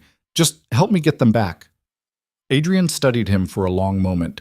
Then he looked at the guards. Lock him in the guest suite. No phone. No contact. Watch him. They hauled Marcus to his feet, led him away. When they were gone, Adrian turned to Alara. Now we know how they've been tracking us. What about his family? If they're alive, I'll find them. If they're not... He didn't finish. Alara's stomach turned. You think they're already dead? I think Kozlov doesn't leave loose ends. So Marcus betrayed you for nothing. Maybe. Or maybe they're still alive and being used as leverage. Either way, I need to know before tonight. He moved to the windows, pulled out his phone, started making calls. Alara watched the city wake up below. Somewhere out there, Marcus's wife and children were either prisoners or corpses. And tonight, Adrian was walking into a meeting that would probably kill him, unless she found a way to stop it. An idea formed. Dangerous, stupid, possibly suicidal, but it was something. She waited until Adrian finished his calls. I'm going with you tonight, she said. He turned. Absolutely not. They want you to come alone, but they didn't say anything about me. Because you're not going. Think about it. They expect you, isolated, vulnerable. But if I'm there, if they see me, it changes the dynamic. It makes you a target. I'm already a target. They burned She's Next into your warehouse. They know about me. So let's use that. Adrian shook his head. No, too dangerous. Everything is dangerous. At least this way I'm choosing to be part of it, instead of sitting here waiting to find out if you're dead. Alara, you don't get to protect me by shutting me out. Not anymore. We're in this together. Remember? You promised. His jaw worked. She could see him calculating, running scenarios, looking for angles. Finally, what's your plan? I don't have one. Not fully. But I know this. Kozlov wants your empire. He wants you broken, humiliated, destroyed. So let's give him what he wants. I'm not signing over. I'm not saying you should. I'm saying make him think you are. Play along. Get close. And when he's distracted, we burn it all down. Adrian stared at her. You're talking about a con. I'm talking about survival. It won't work. Maybe not. But doing nothing definitely won't work. Silence stretched between them. Then Adrian said quietly, You've changed. So have you. He almost smiled. Almost. Okay, he said. You can come. But you follow my lead. You don't improvise. You don't take risks. And if I tell you to run, you run. Understood? Understood. They spent the day preparing. Adrian made calls, moved money, set contingencies in place. Alara watched, learned, started to understand the machinery of his empire, how it functioned, where the weak points were, what mattered most. Around noon, one of Adrian's people called. He listened. His expression darkened. When he hung up, he looked at Alara. They found Marcus's family. Where? A warehouse in Queens. All three of them. Dead. 2 days ago. Alara's chest constricted. Does Marcus know? Not yet. I'll tell him after tonight, if we survive. And if we don't? Then it doesn't matter. The words should have sounded callous. Instead, they just sounded tired. That evening, as the sun set over Manhattan, Alara dressed in black. Jeans, boots, a jacket that hid the knife she'd taken from the kitchen. Not much of a weapon, but it was something. Adrian met her downstairs. He wore black, too. No tie, no pretense, just a man preparing for war.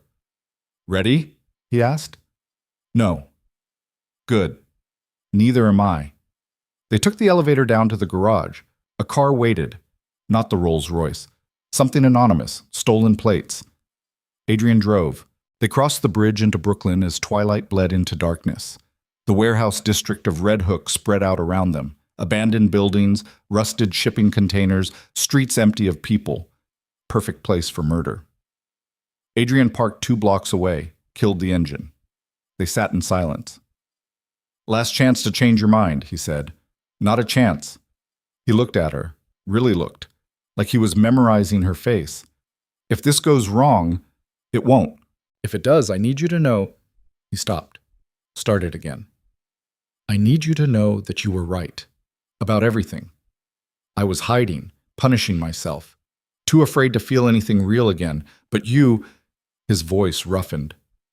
You made me feel anyway, whether I wanted to or not. Alara's throat burned. Is this goodbye? She asked. No, it's just in case. He leaned across the space between them, kissed her. Not the obligation kiss from the wedding, not performance. Real, desperate, A man tasting something he thought he'd lost forever. When he pulled back, his eyes were storm dark. "Let's go kill some Russians." They walked the 2 blocks in silence. The warehouse loomed ahead. Corrugated metal walls, broken windows, a single door standing open. Light spilled out. Adrian squeezed her hand once, then let go. They stepped inside. The interior was exactly like the video. Concrete floor, exposed beams, harsh fluorescence. 5 men waited in the center. 4 wore tactical gear, armed, alert. The 5th stood in front. Dmitry Kozlov. He looked like violence wrapped in expensive fabric. 60. Gray hair slicked back, eyes like frozen tundra. "Adrian Voss," he said, Russian accent thick. "You came." "You didn't give me much choice." Kozlov's gaze slid to Alara. "And you brought your pretty wife. How romantic." She insisted. "I like her already. She has spine." Kozlov smiled. "No warmth, just teeth. Unlike your man Victor, he died very easily." Adrian didn't react. Alara's stomach churned. Victor was dead.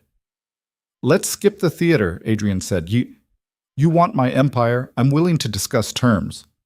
"Terms?" Kozlov laughed. "You think this is negotiation? You sign, you transfer, you disappear. Those are the terms. And if I refuse? Then everyone you love dies, starting with her." One of the guards raised his weapon, pointed it at Alara. Adrian moved in front of her. "She's not part of this. She became part of this when she married you." Kozlov pulled a tablet from his jacket, held it out. "Here. Transfer authorizations. Already prepared. All you have to do is sign." Adrian didn't move.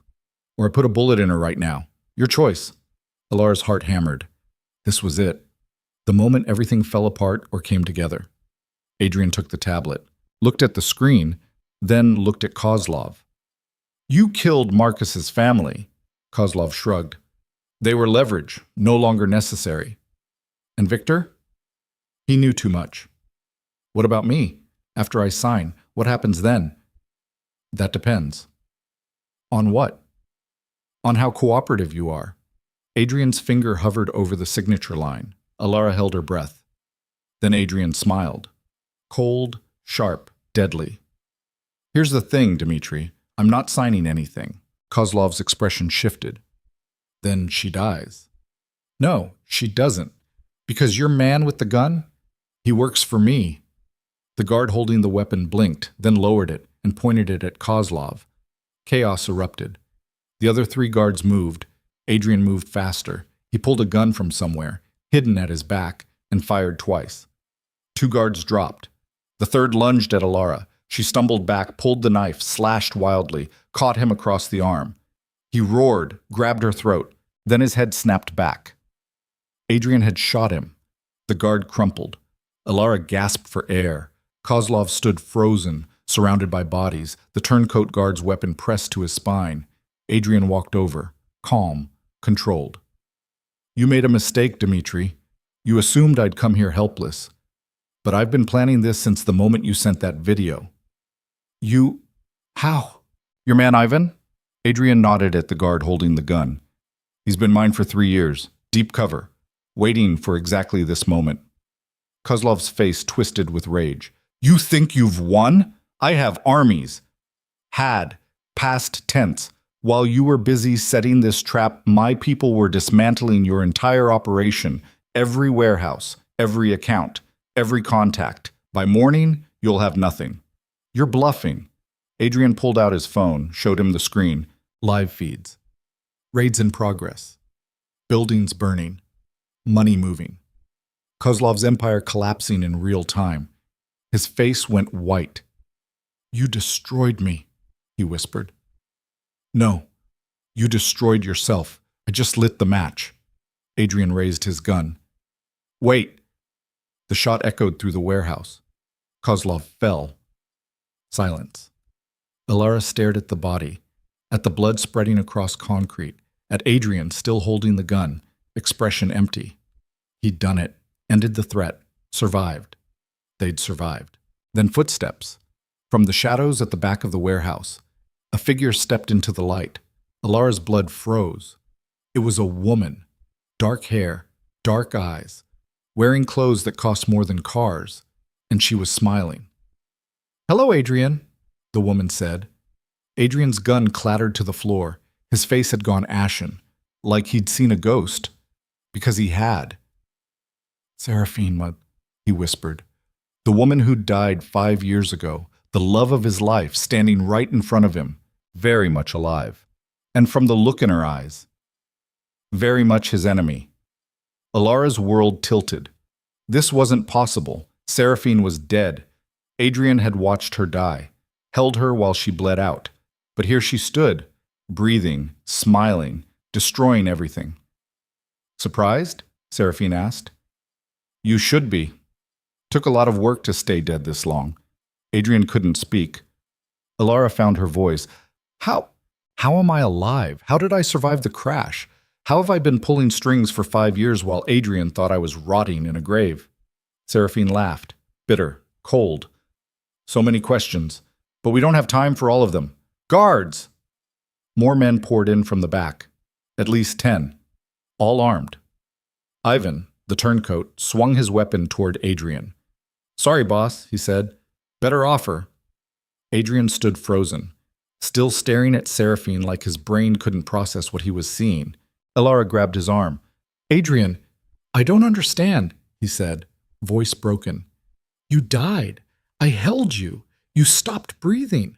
"I know. Very convincing, wasn't it?" Seraphine walked closer. "The truck, the crash, the blood, all staged. I needed you to think I was dead, needed you to suffer, to punish yourself, to build your entire life around guilt. Why? Because you took everything from me. I loved you. You controlled me." Her voice cracked, raw, furious. "Every decision, every choice, you wrapped it up in love and protection, but it was control. I couldn't breathe, couldn't be anything except what you wanted. So I left, faked my death, and spent 5 years building something you could never touch." Adrian shook his head. "The Kozlovs work for me. Worked. Past tense. Dmitri was useful until tonight. Now he's dead. And I have what I actually wanted." "What's that?" Seraphine gestured at the guards surrounding them, at Ivan still holding the gun, at the Empire crumbling outside. "You, broken. Everything you built, destroyed. Everyone you trust turned against you. I wanted you to feel what I felt, trapped, helpless, alone." She pulled out a gun of her own, pointed it at Alara. "And now I'm going to take the one thing you've let yourself care about since me." Adrian stepped in front of Alara. "Don't." "Why not?" "You took my freedom. I take her life. Seems fair." "Seraphine, please." Begging. Perfect. That's what I wanted to hear. Her finger tightened on the trigger. Alara closed her eyes. A gunshot rang out. But the pain didn't come. She opened her eyes. Seraphine was stumbling, blood blooming across her shoulder. Behind her, Marcus Chen stood in the doorway, holding a gun with shaking hands. "I'm sorry," Marcus said, voice breaking. "I'm so sorry. But you killed my family." He fired again, and again. Seraphine fell. The guards moved. Ivan swung his weapon toward Marcus. Adrian grabbed Alara, shoved her behind a concrete pillar. Gunfire erupted. Marcus went down, but he'd bought them seconds. Adrian pulled a second gun from his ankle holster, returned fire. 2 guards dropped. Ivan took cover. The rest scattered. "Run," Adrian said. "Not without you. I'll be right behind you. Go." Alara ran. Through the warehouse. Past bodies. Past blood. Out the back door into darkness. Behind her, gunfire, shouting. She kept running until her lungs burned. Then she stopped, turned, looked back. The warehouse stood silent. No more shots. No movement. "Adrian?" Nothing. Terror clawed through her chest. She started back toward the building. A hand grabbed her arm. She spun, knife raised. Adrian caught her wrist. "Easy." He was bleeding, limping, alive. "You're hurt." "I'm fine. We need to move. Now." He pulled her away from the warehouse toward the car. They drove in silence. Alara's hands wouldn't stop shaking. Seraphine was alive, had been alive this whole time, had orchestrated everything, and now she was... what? Dead? Wounded? Is she? Alara started. I don't know. Adrian's voice was hollow. Marcus hit her twice, maybe more. I didn't stay to check. We should have survived. We did. That's enough. But it wasn't. Alara could see it in his eyes. The woman he'd loved, the woman he'd mourned, the woman who'd shaped every decision he'd made for 5 years, alive, and the person who destroyed him. They made it back to the penthouse as dawn broke. Adrian collapsed into a chair, didn't speak. Alara cleaned his wounds, a graze across his ribs, cut on his temple, nothing fatal, but something inside him had broken. She could see it. Talk to me, she said. He didn't respond. Adrian, she was alive, his voice cracked. This whole time, everything I felt, everything I built to cope with losing her. It was all, she was alive. I know. Do you? Do you know what it's like to mourn someone for 5 years and then find out they faked it? That they've been torturing you deliberately? That everything you thought you knew was a lie? Alara sat beside him. No, I don't, but I know you survived. Did I? You're sitting here, breathing. That's surviving. Adrian laughed. Broken. Empty. I don't even know who I am anymore. Everything I've done since the accident, every choice, every wall I built, every person I pushed away, it was all because I thought I'd killed the woman I loved. But I didn't. She wasn't dead. She was just gone. By choice. She was sick, Adrian. What she did, faking her death, orchestrating all this, that's not love. That's obsession. Mental illness. You can't blame yourself for not seeing it. Can I? I loved her. If I'd really known her, I would have seen the cracks, would have gotten her help. Or she would have left anyway and skipped the elaborate revenge plot. He looked at her then, really looked. How are you so calm? I'm not. I'm terrified, furious, traumatized. But one of us has to hold it together, and you're currently falling apart, so... She shrugged. Tag team. Despite everything, he almost smiled. Almost. His phone buzzed. He ignored it. It buzzed again. Alara picked it up, glanced at the screen. It's from your people. They're asking for orders. Adrian didn't move. Adrian, your empire is on fire. You have to... I don't care. The words came out flat, final. Alara stared at him. This was it. The breaking point she'd been afraid of. Seraphine hadn't killed him, but she'd destroyed the part of him that wanted to fight. Okay, Alara said quietly. Then I'll handle it. What? She stood. You're broken right now. Fine, be broken. But I'm not letting everything you built burn because your ex-girlfriend turned out to be a psychopath. Alara, no. You told me once that I was a contract, an arrangement, a transaction. Well, guess what? The contract's still valid, which means I'm still your wife.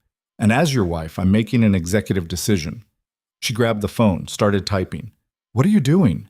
Sending orders, stabilizing accounts, contacting lawyers, doing what needs to be done. Adrian watched her. For a long moment, he didn't speak. Then quietly, you have no idea what you're doing. No, but I'll learn, and until I do, I'm faking it. That's what you taught me, how to survive by pretending you're in control even when you're not. She kept typing. Adrian stood, walked to her, took the phone gently from her hands. Thank you, he said, but I can't let you do this. Why not? Because it's my mess, my empire, my responsibility. Then stop wallowing and start fixing it. They stared at each other. Then Adrian pulled her against him, held her, just held her. I don't know if I can, he whispered into her hair. You don't have to know. You just have to try. His arms tightened, and for the first time since the warehouse, since Seraphine, he started to breathe again. Not recovered, not healed, but breathing. It was a start. Over the next 48 hours, they rebuilt. Adrian made calls, moved pieces, stopped the bleeding. Alara helped where she could, learned fast, proved herself smarter than anyone expected. The empire stabilized. But Adrian didn't. He went through the motions, did what needed to be done. But something fundamental had changed. The man who'd been carved from stone and control was now just tired. On the third day, news came. Seraphine had survived, was in custody, facing charges for everything from fraud to attempted murder. Adrian showed no reaction when he heard, just nodded, went back to work. That night, Alara found him on the terrace. He stood at the railing, looking out over the city. She joined him. "They want you to testify," she said, "at her trial." "I know." "Will you?" "I don't know." Silence. Then Alara said, "You're allowed to be angry." "I know, and hurt, and betrayed, and every other messy human emotion you've spent 5 years avoiding."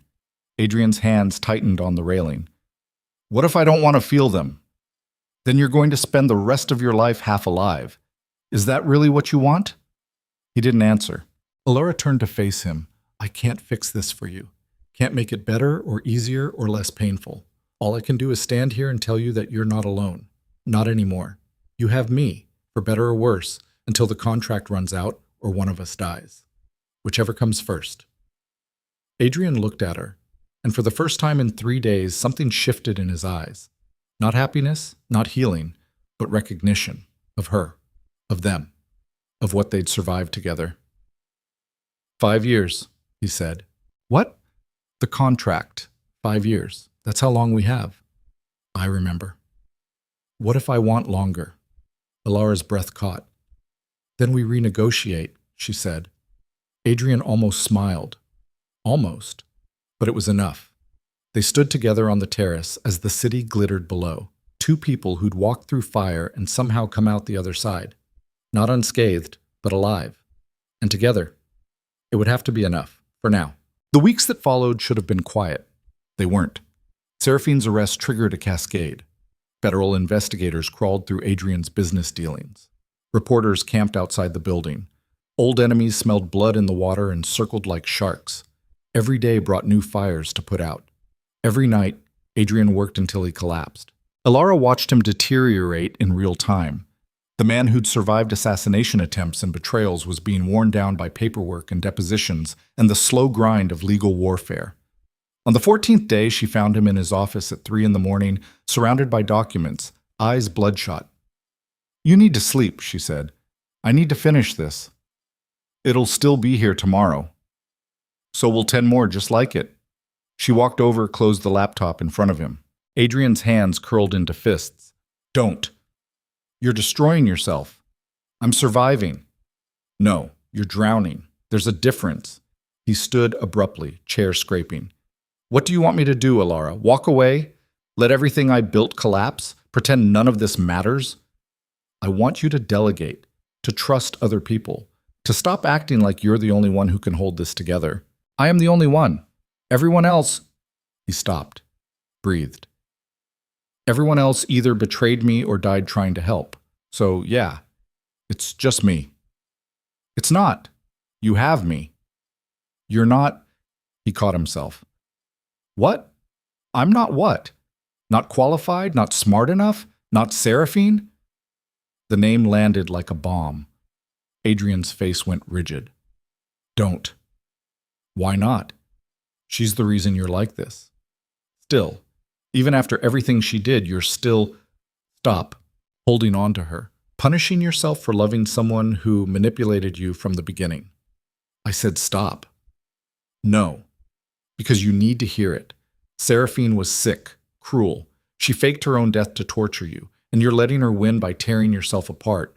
Adrian slammed his hand on the desk. "She won the moment she walked back into that warehouse alive. Everything I built, every wall, every defense, every reason I had for not caring, it was all based on a lie. So don't tell me I'm letting her win. She already did." Silence crashed between them. Alara's hands shook. "Fine, she won. But that doesn't mean you have to keep losing." "What's that supposed to mean?" "It means you have a choice. Keep spiraling, keep drowning in guilt and rage and self-pity, or—" She stepped closer.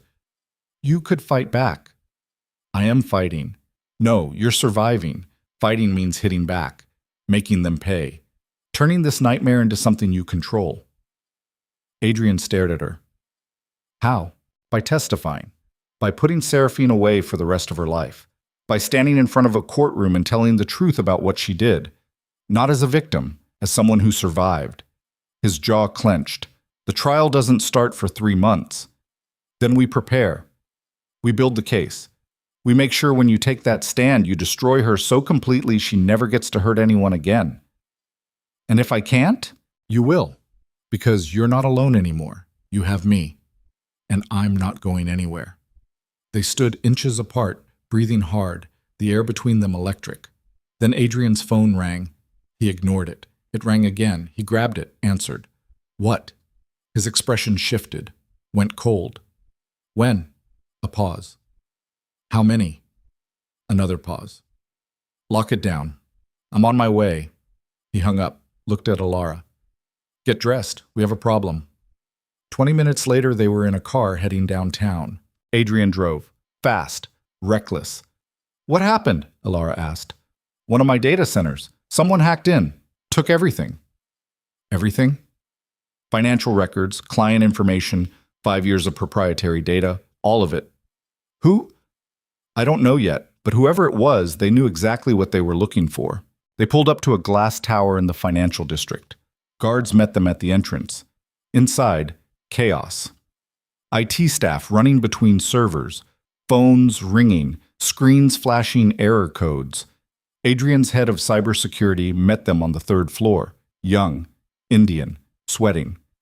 How bad? Adrian asked. Complete breach. They got past every firewall, every encryption layer. It's like they had admin access. Do they? No, I checked. All admin accounts are clean. This was something else.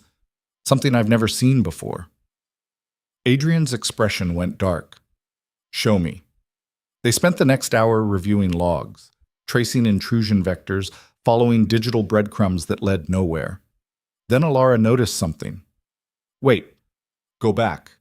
The tech frowned. What? That timestamp. Oh, 347. That's when the breach started? Yes. What were you doing at that exact time? She looked at Adrian. Talking to you in my office. And before that? Working, same as every night. Alone? Yes. He stopped. No, wait, Marcus was there earlier, around midnight. Said he needed to discuss something. I told him to come back in the morning. Alara's blood went cold. Marcus is still locked in your penthouse. No, I let him out last week after... Adrian's eyes widened. After Seraphine was arrested. He came to me, said he wanted to help, to make amends. And you believed him. His family was dead. He had nothing left to lose. I thought... Adrian's hands curled into fists. I thought he wanted redemption. Or revenge. They stared at each other. Then Adrian pulled out his phone, dialed. No answer. He tried again. Nothing. Where does Marcus live? Alara asked. Upper East Side. Why? Because I think we need to talk to him. Right now.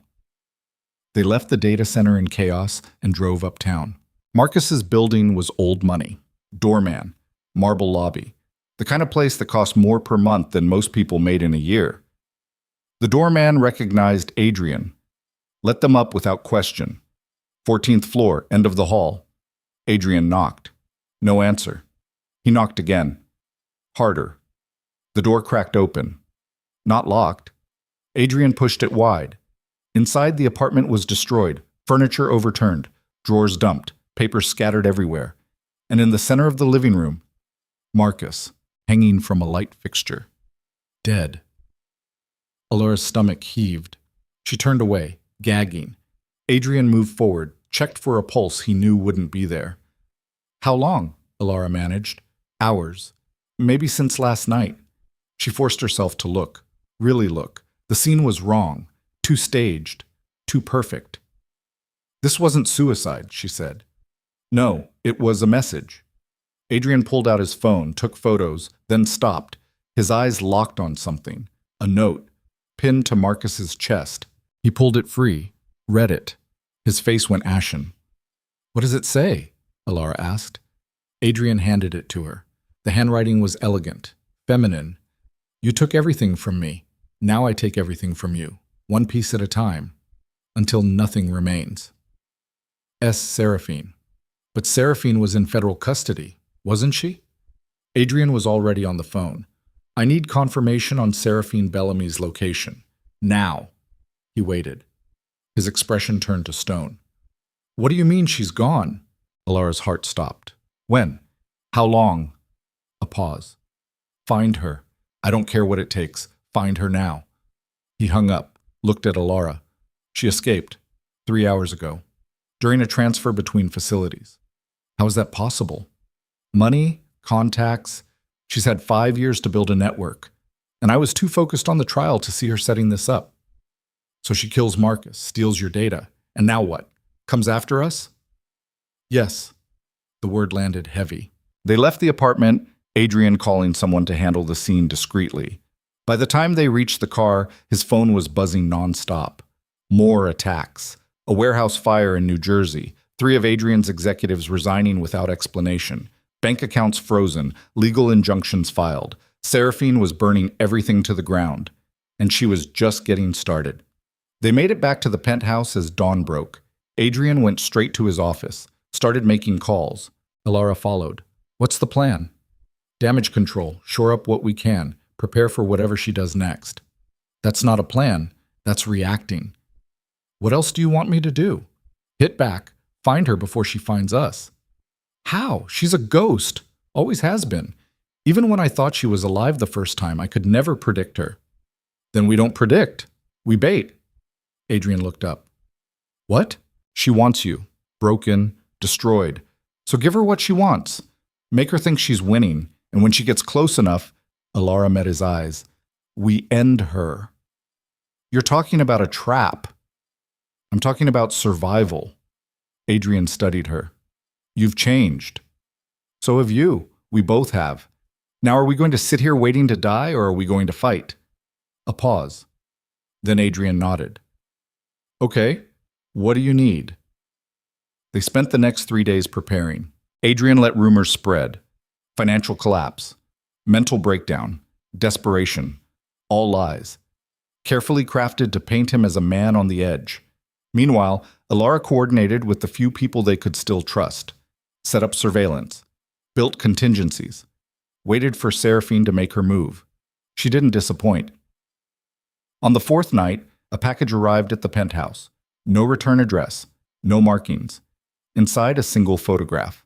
Seraphine standing outside the building, smiling, holding today's newspaper. The message was clear. I'm here. Come find me. Adrian stared at the photo. She's taunting us. Or testing us, seeing if we'll bite. So what do we do? Alara took the photo, studied it. Background details, reflections in windows, shadows. There, she said, pointing. That reflection. It's the cafe across the street, which means she was standing. She turned to the windows. Right there. Yesterday. Watching us. Adrian's jaw clenched. She's getting bold. Or desperate. Maybe your fake collapse is working better than we thought. His phone buzzed. A text from an unknown number.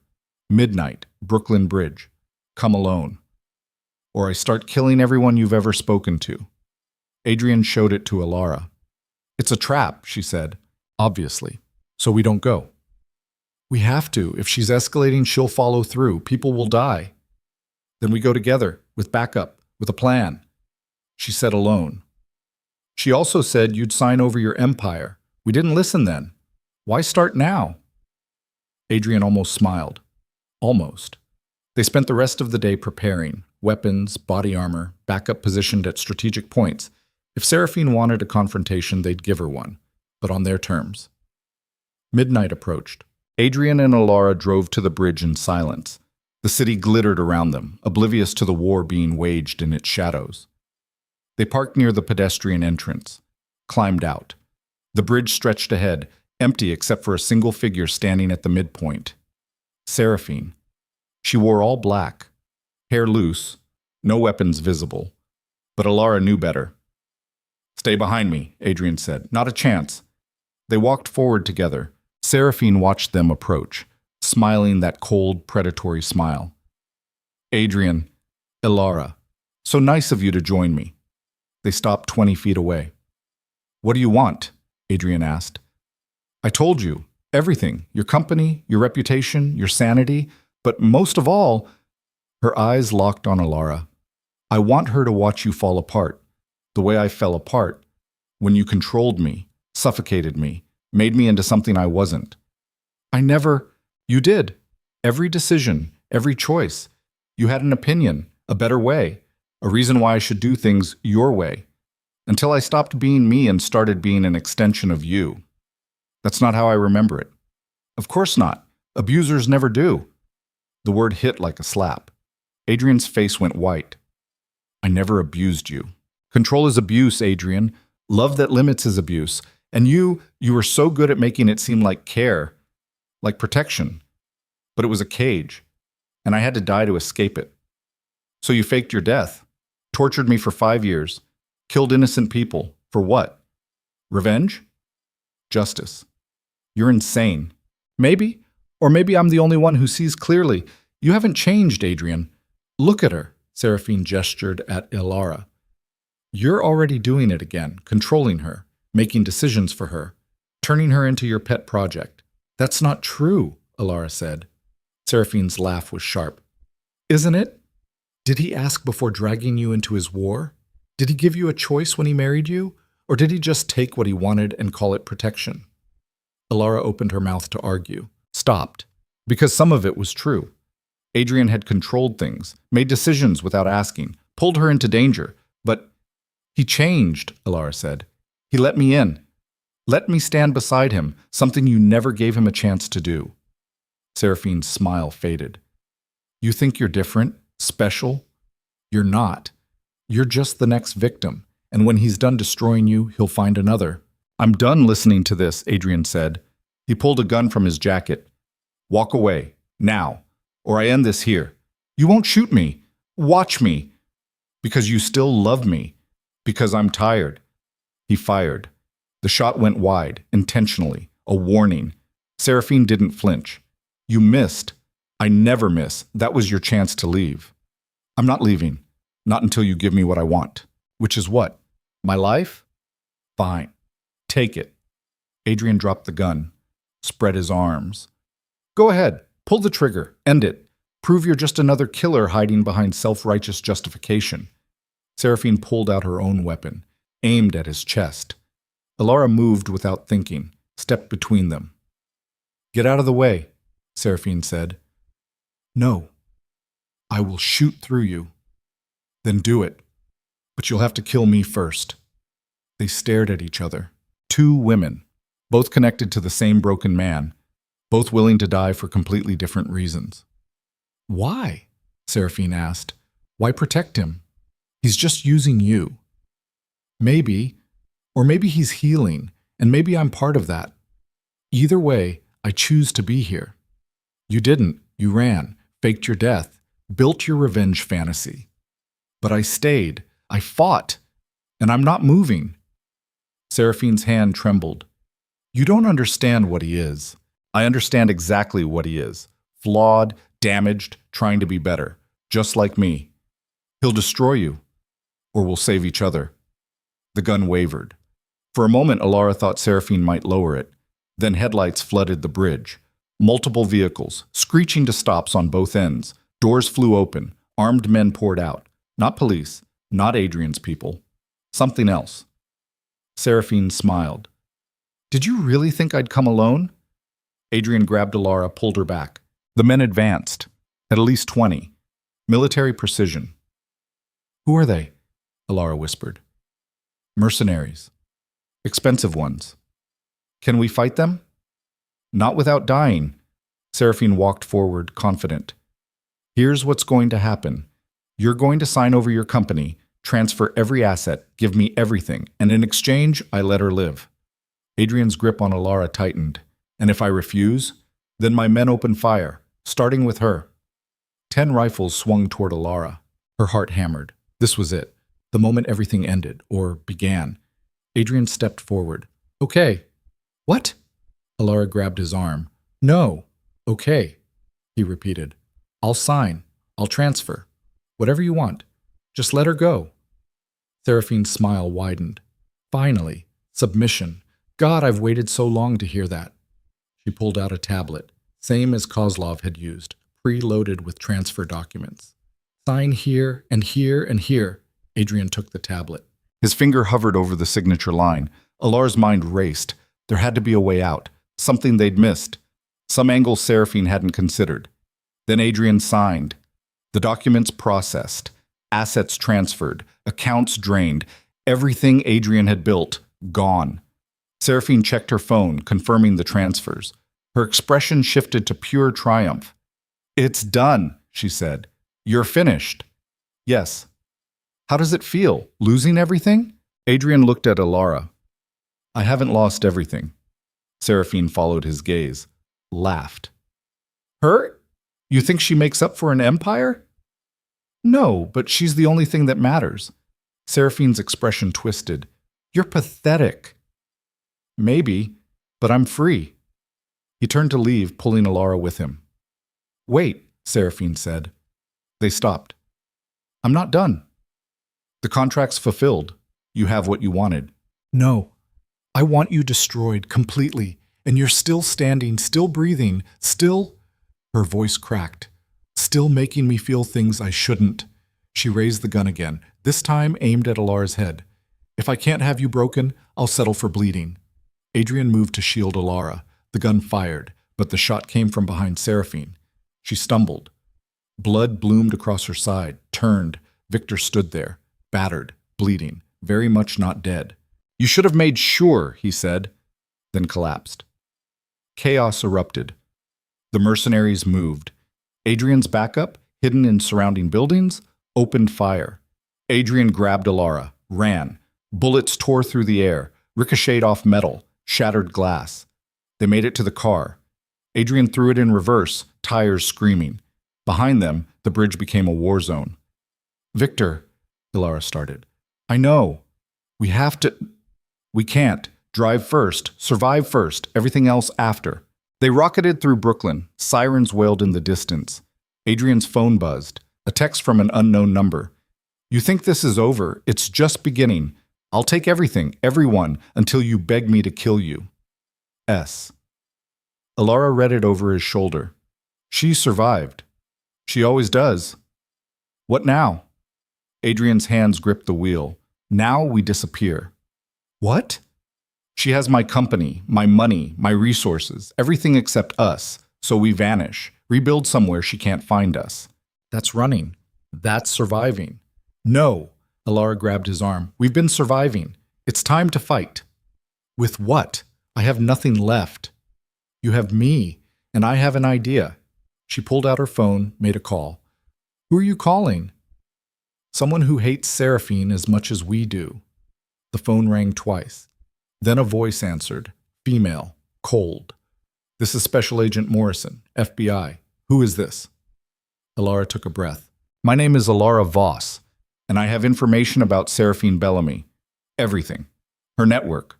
Her crimes. Where she'll be in exactly 3 hours." Silence.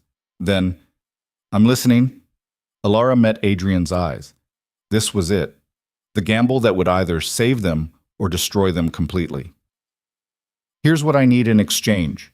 She started talking, and for the first time since the bridge, since the warehouse, since the wedding, she wasn't following Adrian's lead, she was making her own.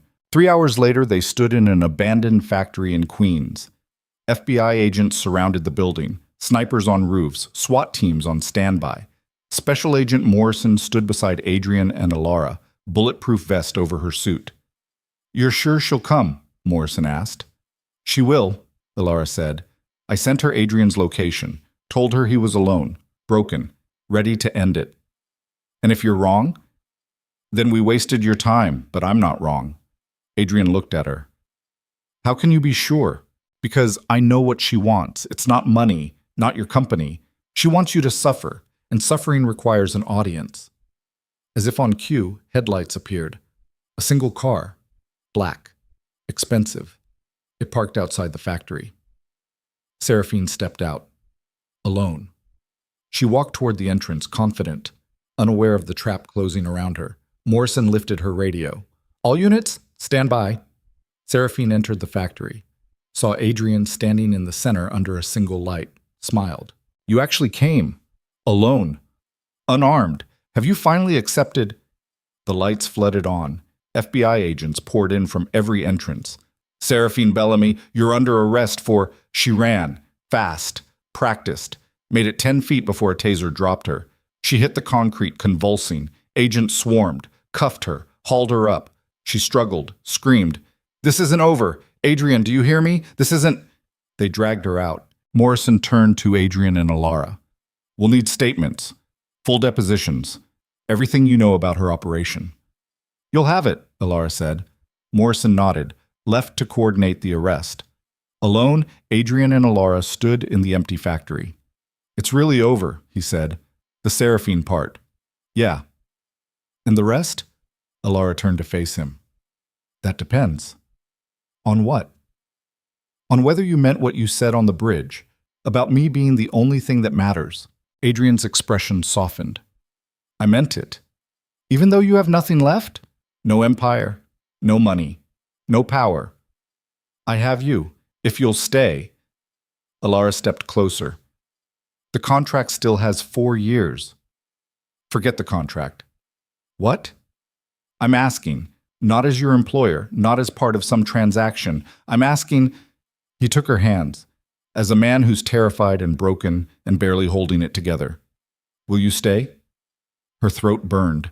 This was the moment she'd been waiting for. Not a proposal, not a declaration of love, just raw, honest need. Yes, she said. I'll stay. Adrian pulled her against him, held her like she was the only solid thing in a world falling apart, because she was. Outside, sirens faded. The city breathed, and for the first time since the wedding, Adrian Voss wasn't drowning. He was just breathing with her.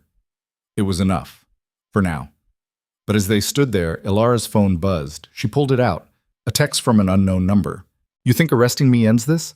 I have friends everywhere, lawyers, judges, people who owe me. I'll be out in a week, and when I am, I'm coming for both of you. Sleep well. S. Ilara's blood froze. She showed Adrian the text, his jaw clenched. She's bluffing. Is she? They stared at each other, and both knew the truth. This wasn't over, not even close. The real war was just beginning. The text from Seraphine hung in the air like poison. Adrian stared at the screen, his face unreadable. Then he did something Alara didn't expect. He laughed. Not bitter, not broken, just tired. What? Alara asked. She thinks she still has power, even now, even in custody. Maybe she does. She said she has lawyers, judges. She has nothing. Adrian pocketed her phone. And I'm done being afraid of ghosts. This isn't a ghost. This is a woman who's tried to kill us multiple times. And failed. Every time. He turned to face her fully. You know what I realized on that bridge? When she had the gun pointed at you? What? That I'd already lost everything once. When I thought she died. I spent 5 years mourning, building walls, punishing myself, and it was all for nothing. She was alive, laughing at me. His eyes hardened. I'm not giving her that power again. Whatever she does next, we'll handle it, together. Alara wanted to believe him, but the text sat in her mind like a splinter. They left the factory as FBI teams finished processing the scene. Morrison caught them at the exit. We'll need you both to come in tomorrow. Full statements. Everything you know about her network. We'll be there, Adrian said. Morrison hesitated. For what it's worth, you did the right thing. Women like Seraphine Bellamy don't stop. They escalate. This way, at least we have a chance to contain her. Contain isn't the same as stop. No. But it's a start. Morrison handed Adrian a card. My direct line. Anything happens, anything, you call me first. They drove back to the penthouse in silence. The city was waking up. Early morning light painted the buildings gold. Delivery trucks rumbled through streets. People hurried to work, wrapped in their own problems, unaware of the small war that had just concluded in Queens. Inside the penthouse, everything looked the same. But nothing was. Adrian had signed away his empire, the company he'd built from nothing, gone, transferred to Seraphine in a moment of desperation. Alara waited for him to break. He didn't. Instead, he went to the kitchen, made coffee, and stood at the windows watching the sunrise. She joined him. How are you so calm? She asked. I'm not. I'm exhausted. But calm and exhausted look similar from the outside. You lost everything. I lost money. assets, things. He sipped his coffee. I didn't lose what matters. Which is? He looked at her. You're standing here asking me that question. So you, obviously. Despite everything, Alara felt warmth spread through her chest. What happens now? She asked. Now? Adrian set down his coffee. Now we rebuild. Differently this time, smarter. With what? You signed everything away. I signed away what was in my name, not what was in others. He pulled out his phone, showed her a screen. Offshore accounts, held by shell companies Seraphine doesn't know about. Emergency funds I set up years ago in case something like this happened. How much? Enough to start over. Not an empire, but enough. Alara stared at the numbers. Millions, hidden away. Insurance against catastrophe. You planned for this. I planned for everything. Except Seraphine being alive. Yes. Well, no one's perfect. He almost smiled. Alara couldn't help it. She laughed. The sound startled both of them. Then Adrian was laughing too. Quiet, exhausted, but real. They stood there, two people who'd survived the impossible, laughing at the absurdity of it all. When the laughter faded, Adrian's expression turned serious. I meant what I said, earlier, about you being the only thing that matters. I know, but I need you to understand what that means. I'm not the man I was 3 months ago. The Empire. That was my identity, my purpose. Without it, I'm just... He stopped, struggled. I don't know what I am. Alara stepped closer. You're a man who survived, who protected the people he cares about, who chose to let go of everything rather than let someone he loves die. I didn't say I love you. Didn't you? Adrian's jaw worked. The contract. Forget the contract. Says we have 4 more years. Adrian, what if I want longer than that? Her breath caught. He'd asked this before, on the terrace, but this time felt different, heavier, real. Then we negotiate, she said quietly. What are your terms? Honesty, partnership, no more making decisions for me without asking. Deal. What else? You stop punishing yourself for Seraphine, for the accident, for every mistake you think you made. You let yourself be human. His hands curled into fists. I don't know if I can. Then learn. I'll help. They stood inches apart. The city glittered behind them. Anything else? Adrian asked. Alara took a breath. Tell me what you're feeling, right now, in this moment. I'm terrified. The confession came out raw. Of what? Of this. Of you. Of letting myself care again and having it destroyed. Of being happy and waiting for the next disaster. Of... He stopped. Breathed. Of not being enough. Enough for what? For you. Alara's throat burned. Adrian, I'm serious. You're young, smart. You have your whole life ahead of you. And I'm damaged goods. A man who can't sleep without nightmares. Who sees threats in every shadow. Who just lost everything he built because he was too broken to see the woman he loved was a monster. She fooled everyone, not just you. That doesn't make me less broken. No. But it makes you human. Alara took his hands. You want to know what I'm feeling? I'm terrified too, of this being temporary, of waking up one day and finding out I was just another contract to you, of caring about someone who's still in love with a ghost. I'm not... Are you sure?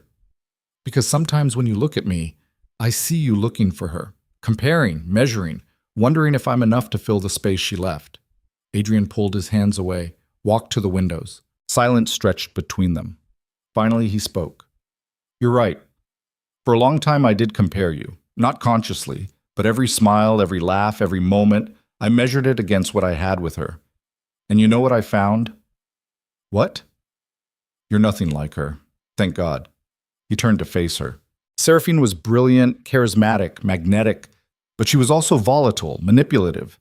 She'd twist conversations until I questioned my own memory, make me feel guilty for things I didn't do, and I thought that was passion, intensity, love. He shook his head. I was an idiot. You were in love. I was addicted to the drama, the highs and lows, the feeling that I was the only one who could handle her chaos. It wasn't healthy. It was codependent and toxic, and I convinced myself it was romance. He moved closer to Alara. You're different. You don't play games. You say what you mean. You push back when I'm wrong. You don't need me to save you. You save yourself. And that terrifies me because it means if you stay, it's because you choose to, not because you need to. Alara's chest tightened. Is that what you want? For me to need you? No, I want you to want me. There's a difference. I do want you. Why? The question hung between them. Alara thought about the wedding, the humiliation, the contract, the attacks and betrayals, and nights spent wondering if she'd made a terrible mistake. Then she thought about the moments in between. Adrian teaching her to read financial statements, his hand covering hers during gunfire, the way he'd stepped in front of her without hesitation when Seraphine aimed that gun. Because you're trying, she said finally. You're not perfect. You're controlling and stubborn, and you make decisions without asking. But you're also trying to be better. And that's more than most people do. Adrian's expression softened. That's a low bar. Maybe, but you clear it. Most days. Most days? You're still kind of an asshole sometimes. He laughed. Actually, laughed. Fair enough. Alara stepped closer. So what now? We rebuild your empire? Hunt down Seraphine's network? Spend the next 4 years looking over our shoulders? No, we do something I've never done before. What's that? We rest. We heal. We figure out who we are when we're not fighting for survival. And then? Then we decide what comes next. Together. Alara looked at him. Really looked. The man who'd stood at the altar 3 months ago had been carved from ice. Untouchable. Unreachable. This man was different. Still damaged. Still haunted. But human. Okay, she said. Okay? Let's try it. The resting. The healing. All of it. Adrian pulled her close. Held her. Not desperately. Not like she might disappear. Just held her. And for the first time since the wedding, Alara felt like she was exactly where she was supposed to be. The next 3 weeks were strange. No attacks, no crises, no midnight emergencies, just quiet. Adrian met with lawyers, worked with the FBI, built his case against Seraphine. Alara helped where she could, gave statements, provided details about Marcus, about the warehouse, about everything they'd survived. And slowly, the pieces fell into place. Seraphine's network was larger than anyone had suspected. Dozens of people on her payroll, judges, lawyers, even a few FBI agents. But Morrison was thorough, relentless. One by one, they were exposed, arrested, charged. The empire Seraphine had built to destroy Adrian collapsed under the weight of federal scrutiny. And through it all, she sat in a maximum security facility, awaiting trial. No more escapes, no more threats. Just silence. But Alara couldn't shake the feeling that it wasn't over, that somewhere Seraphine was planning something. One final move. The trial was set for 6 weeks out. Adrian would testify. So would Alara. They prepared with prosecutors, reviewed evidence, practiced testimony, and waited. On a Tuesday afternoon, Morrison called. We have a problem, she said. Adrian put her on speaker. What kind of problem? Seraphine's lawyers are pushing for a plea deal. She gives up her entire network, names, locations, everything, in exchange for a reduced sentence. How reduced? 20 years, eligible for parole in 12. Alara's stomach dropped. That's nothing. It's something, and with her cooperation we can take down operations across 3 continents, save lives, stop trafficking rings and money laundering schemes we didn't even know existed. And if we refuse the deal? Then we go to trial, which could take years, and there's no guarantee we win. Her lawyers are good. They'll argue coercion, mental illness, self-defense for some of the attacks.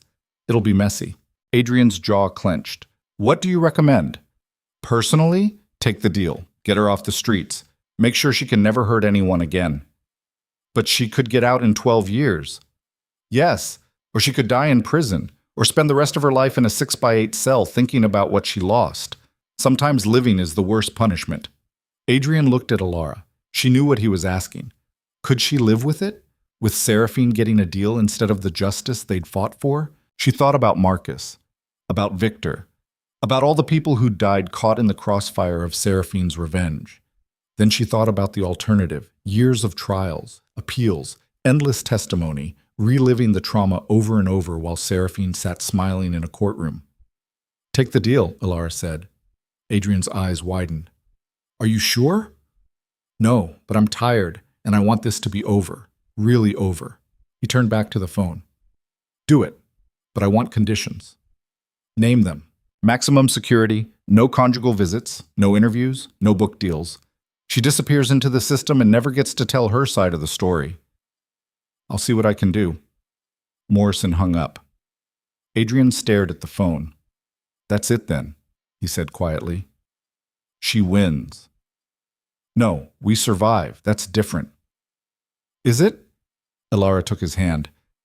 Yes, because she'll spend the next 12 years, probably more, in a cell, and we'll spend them building a life. Which one of us really won? Adrian's grip tightened. When did you get so wise? When I married a man who taught me that surviving is its own kind of victory. He pulled her close, and they stood there holding each other as the sun set over Manhattan. The deal was finalized 2 weeks later. Seraphine pled guilty to conspiracy, attempted murder, fraud, and a dozen other charges. In exchange, she gave up her network, every name, every location, every dirty secret. The FBI made 83 arrests in the following month, and Seraphine was transferred to a federal facility in Colorado. Remote. Isolated. No visitors except her lawyer. Alara watched the news coverage with mixed feelings. It was over, but it didn't feel like victory, just exhaustion. Adrian seemed to feel the same. He threw himself into rebuilding, not his empire, something smaller, more focused, a consulting firm, high-end security, using the skills he'd developed over decades to help others protect what mattered to them. It was quieter than what he'd had before, but healthier. Alara helped him set it up, learned the business, became a partner in more than just name. And slowly, painfully slowly, they built something new. Not a marriage based on contracts or transactions, a partnership based on choice. 6 months after the arrest, Adrian came home with a folder. What's this? Alara asked. Divorce papers. Her heart stopped. What? For the contract, I'm dissolving it, effective immediately. I don't understand. You're free. No more obligations, no more terms. You can leave whenever you want. Alara stared at the papers, at the man holding them. Why? She whispered. Because I don't want you here out of obligation. I want you here because you choose to be. And you can't choose if you're bound by a contract. He set the papers on the table between them. Sign them. Don't sign them. Take a week, a month, however long you need. But I need to know that if you stay, it's because you want to, not because you have to. He walked away, left her alone with the papers and a pen and a choice that suddenly felt impossible. Alara read every page. The contract was void, all terms nullified. She was free to leave, no penalties, no consequences. She could walk away right now, return to her old life, find something new, start over. She thought about the girl who'd stood at the end of that cathedral aisle 6 months ago, terrified, desperate, trapped. Then she thought about who she'd become. Stronger, smarter. A woman who'd survived assassination attempts and betrayals and the slow grinding horror of loving someone who didn't know how to love back. Until he did. She picked up the pen, signed her name, then tore the papers in half. Adrian found her in the library that night. Did you? He saw the torn papers on the desk. His face fell. You're leaving. No? But you signed. I signed them. Then I destroyed them, because I don't need a piece of paper telling me whether to stay or go. I'm staying because I choose to, because I love you, even though you're stubborn and controlling and you make terrible coffee. Adrian stared at her. I make terrible coffee? The worst. You never said anything. I didn't want to hurt your feelings. He laughed. You've faced down assassins and Russian gangsters, but you were afraid to tell me my coffee's bad. Priorities. He crossed the room, took her hands. I love you too, he said. I don't say it enough, or well, but I do. You saved me. Not from Seraphine or Kozlov or any external threat. You saved me from myself. Alara's throat burned. You saved yourself. I just stood next to you while you did it. Then keep standing next to me. For as long as you want. No contracts. No obligations. Just us. Okay. Okay? Okay. They stood in the library holding each other while the city hummed beyond the windows. No drama, no crisis. Just two people choosing each other. Again. A year passed. Adrian's consulting firm grew. Not into an empire, he'd learned that lesson, but into something sustainable, meaningful. Alara found her own path. Went back to school, studied business law. Became the kind of partner who could stand beside Adrian as an equal, not his shadow, not his accessory, his equal. They moved out of the penthouse. Too many memories, too much history. Bought a house upstate, near the Hudson, close enough to the city for work, far enough for peace. It had a garden. Alara spent hours there, planting, pruning, creating something beautiful from dirt and seeds and patience. Adrian would find her there sometimes, hands in the soil, sun on her face, and he'd realize how close he'd come to losing this. All of it. Because he'd been too afraid to feel. One evening in late autumn, they sat on the porch watching the sun set over the river. Do you ever think about her? Alara asked. She didn't have to specify who. Sometimes, Adrian admitted. Not as much as I used to. Mostly, I just feel tired when I do. Tired? Of being angry, of carrying around all that rage and betrayal. It's exhausting. Have you forgiven her? No, but I've forgiven myself for loving her, for not seeing what she was. For all of it. Alara leaned against him. That's growth. Or therapy. Hard to tell the difference sometimes. She smiled. They sat in comfortable silence. Then Adrian said, Marry me. Alara sat up. What? Marry me. Again. For real this time. No contracts, no transactions. Just you and me choosing each other. We're already married. That was business. This would be different. How? This time when I kiss you at the altar, I'll mean it. Alara's chest tightened. She thought about the first wedding, the humiliation, the fear, the moment her life had been sold out from under her. Then she thought about now, about choosing to stay, about love earned instead of bought. Okay, she said. Okay? Yes. I'll marry you. Again. For real this time. Adrian pulled a ring from his pocket. Not the one from the contract wedding. That had been his grandmother's. Expensive, historical, meaningless. This one was simple. A single stone. Nothing ostentatious. But chosen by him. For her. He slid it onto her finger. I love you, he said. I should have said it at the first wedding, but I was too broken, too afraid, too convinced that love was the same as loss. And now I know better. Love is risk. But it's also the only thing worth having. Alara kissed him. Not the obligation kiss from the cathedral, not performance, real, deep, a promise made and kept. When they pulled apart, the sun had set. Stars were beginning to appear. When? Alara asked. When what? When do you want to do this, the wedding? Adrian thought about it. Spring, in the garden, small, just us and the people who matter. No 600 guests? God, no, just family. If that's okay. Alara nodded. That's perfect. They planned it together. A small ceremony. Officiant. 2 witnesses. Margaret and Victor, who'd survived his injuries and now ran security for Adrian's firm. No cathedral, no marble, no roses climbing toward heaven. Just a garden, sun-warmed earth. Wildflowers Alara had planted herself. Spring arrived. On a Saturday morning in May, they stood facing each other under an arch of wisteria. Alara wore a simple dress. Cream, lace. Nothing like the 40-pound monstrosity from the first wedding. Adrian wore a suit.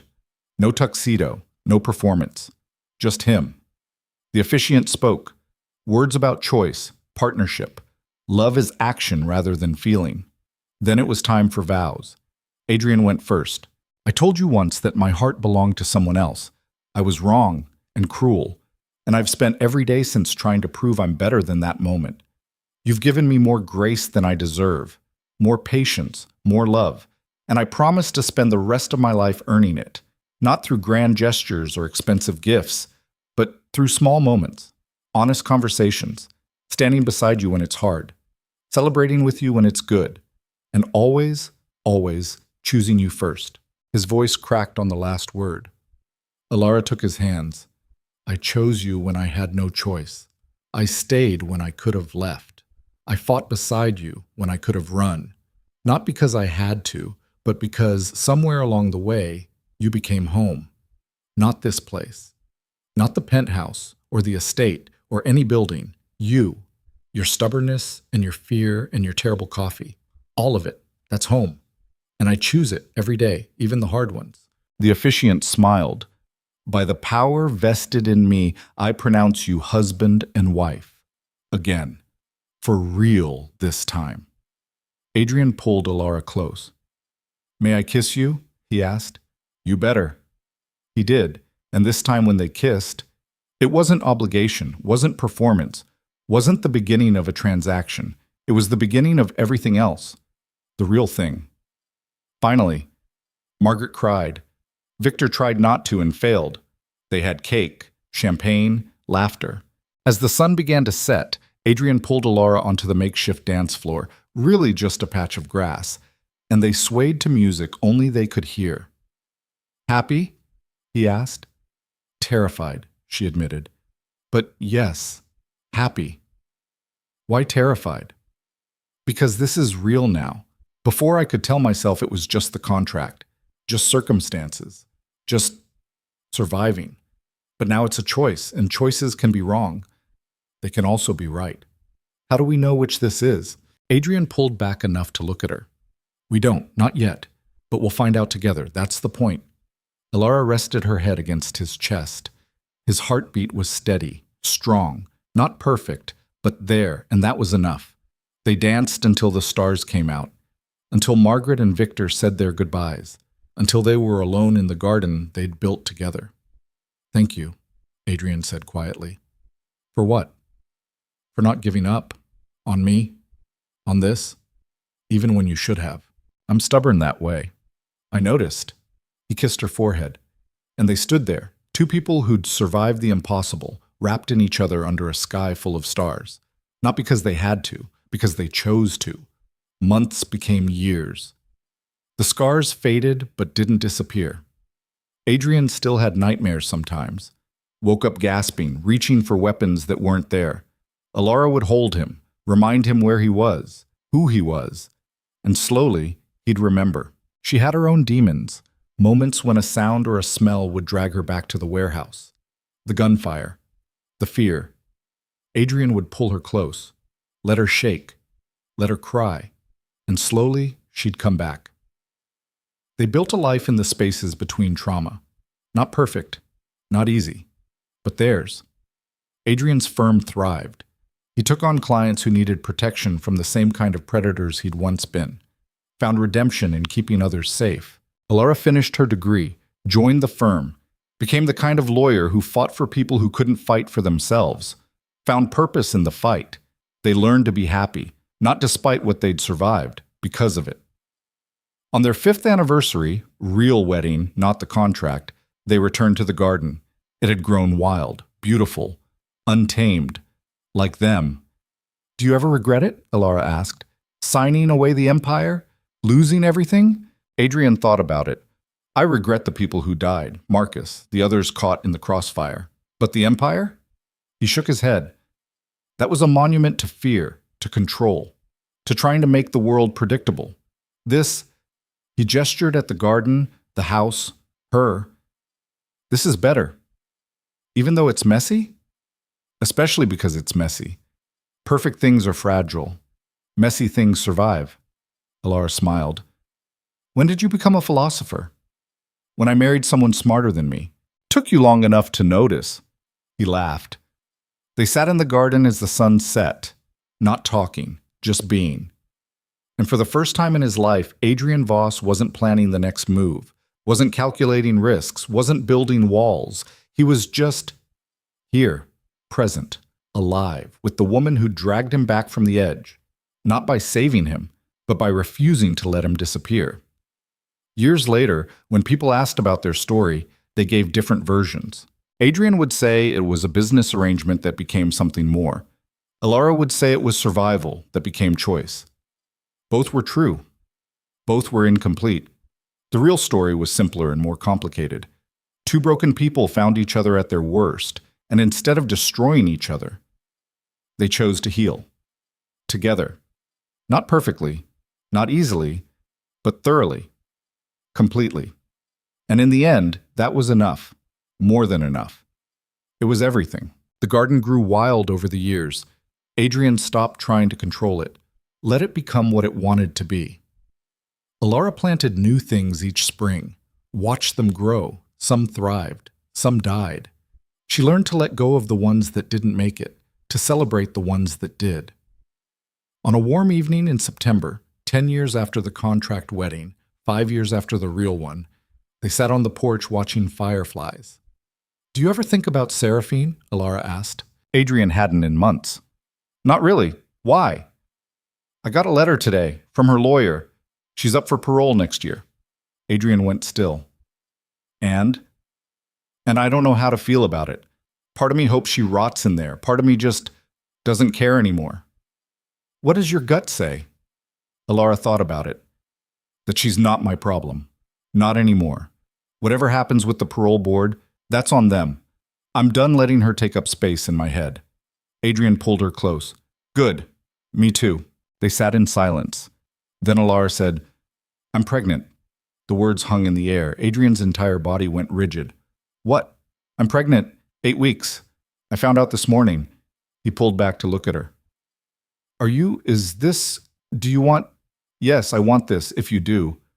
Adrian's hands shook as he cupped her face. I'm terrified. Me too. I don't know how to be a father. I don't know how to be a mother. We'll figure it out. What if I'm bad at it? Then you'll be bad at it and we'll fix it. Together. Like everything else. Adrian's eyes filled. I can't promise I'll be perfect. I don't want perfect. I want you, messy, scared, trying your best. He kissed her, gentle, reverent, like she was something precious he'd been entrusted to protect. Okay, he whispered. Okay, let's do this. You're sure? No, but I'm choosing it anyway. Alara laughed through tears. That's very on brand for us. They sat there holding each other as fireflies danced in the garden, and the future, terrifying and unknowable, waited just beyond the horizon. Not perfect, never perfect, but theirs. And that made it worth everything. The baby, a girl, arrived in spring. They named her Hope.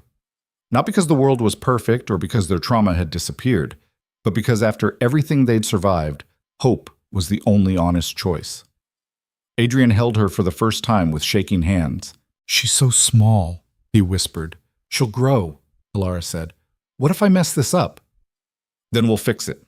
Together. He looked at her. This woman who'd walked into his life as a contract and became his salvation. I love you, he said. I don't say it enough. You say it every day, just not always with words. Hope yawned, tiny, perfect, completely unaware of the broken people holding her. The people who'd fought through fire and blood and betrayal to get here, to this moment, this impossible, messy, beautiful moment. Adrian kissed his daughter's forehead, then his wife's. Thank you, he said. For what? For not giving up on me when I'd given up on myself. You would have done the same. Would I? Alara smiled. Eventually. You're stubborn that way. I learned from the best. They took Hope home to the garden, where wildflowers grew without permission, where broken things learned to bloom again, where a man who'd been carved from ice finally learned what it meant to be warm. And years later, when Hope asked about how they met, they told her the truth. Not the fairy tale version, the real one, about a wedding that ended in humiliation, about survival that turned into choice, about two people who had every reason to destroy each other and chose to save each other instead. It wasn't a perfect story, but it was theirs. And in the end, that was the only thing that mattered. Not perfection, not fairness, not easy, just theirs. Completely, irrevocably theirs.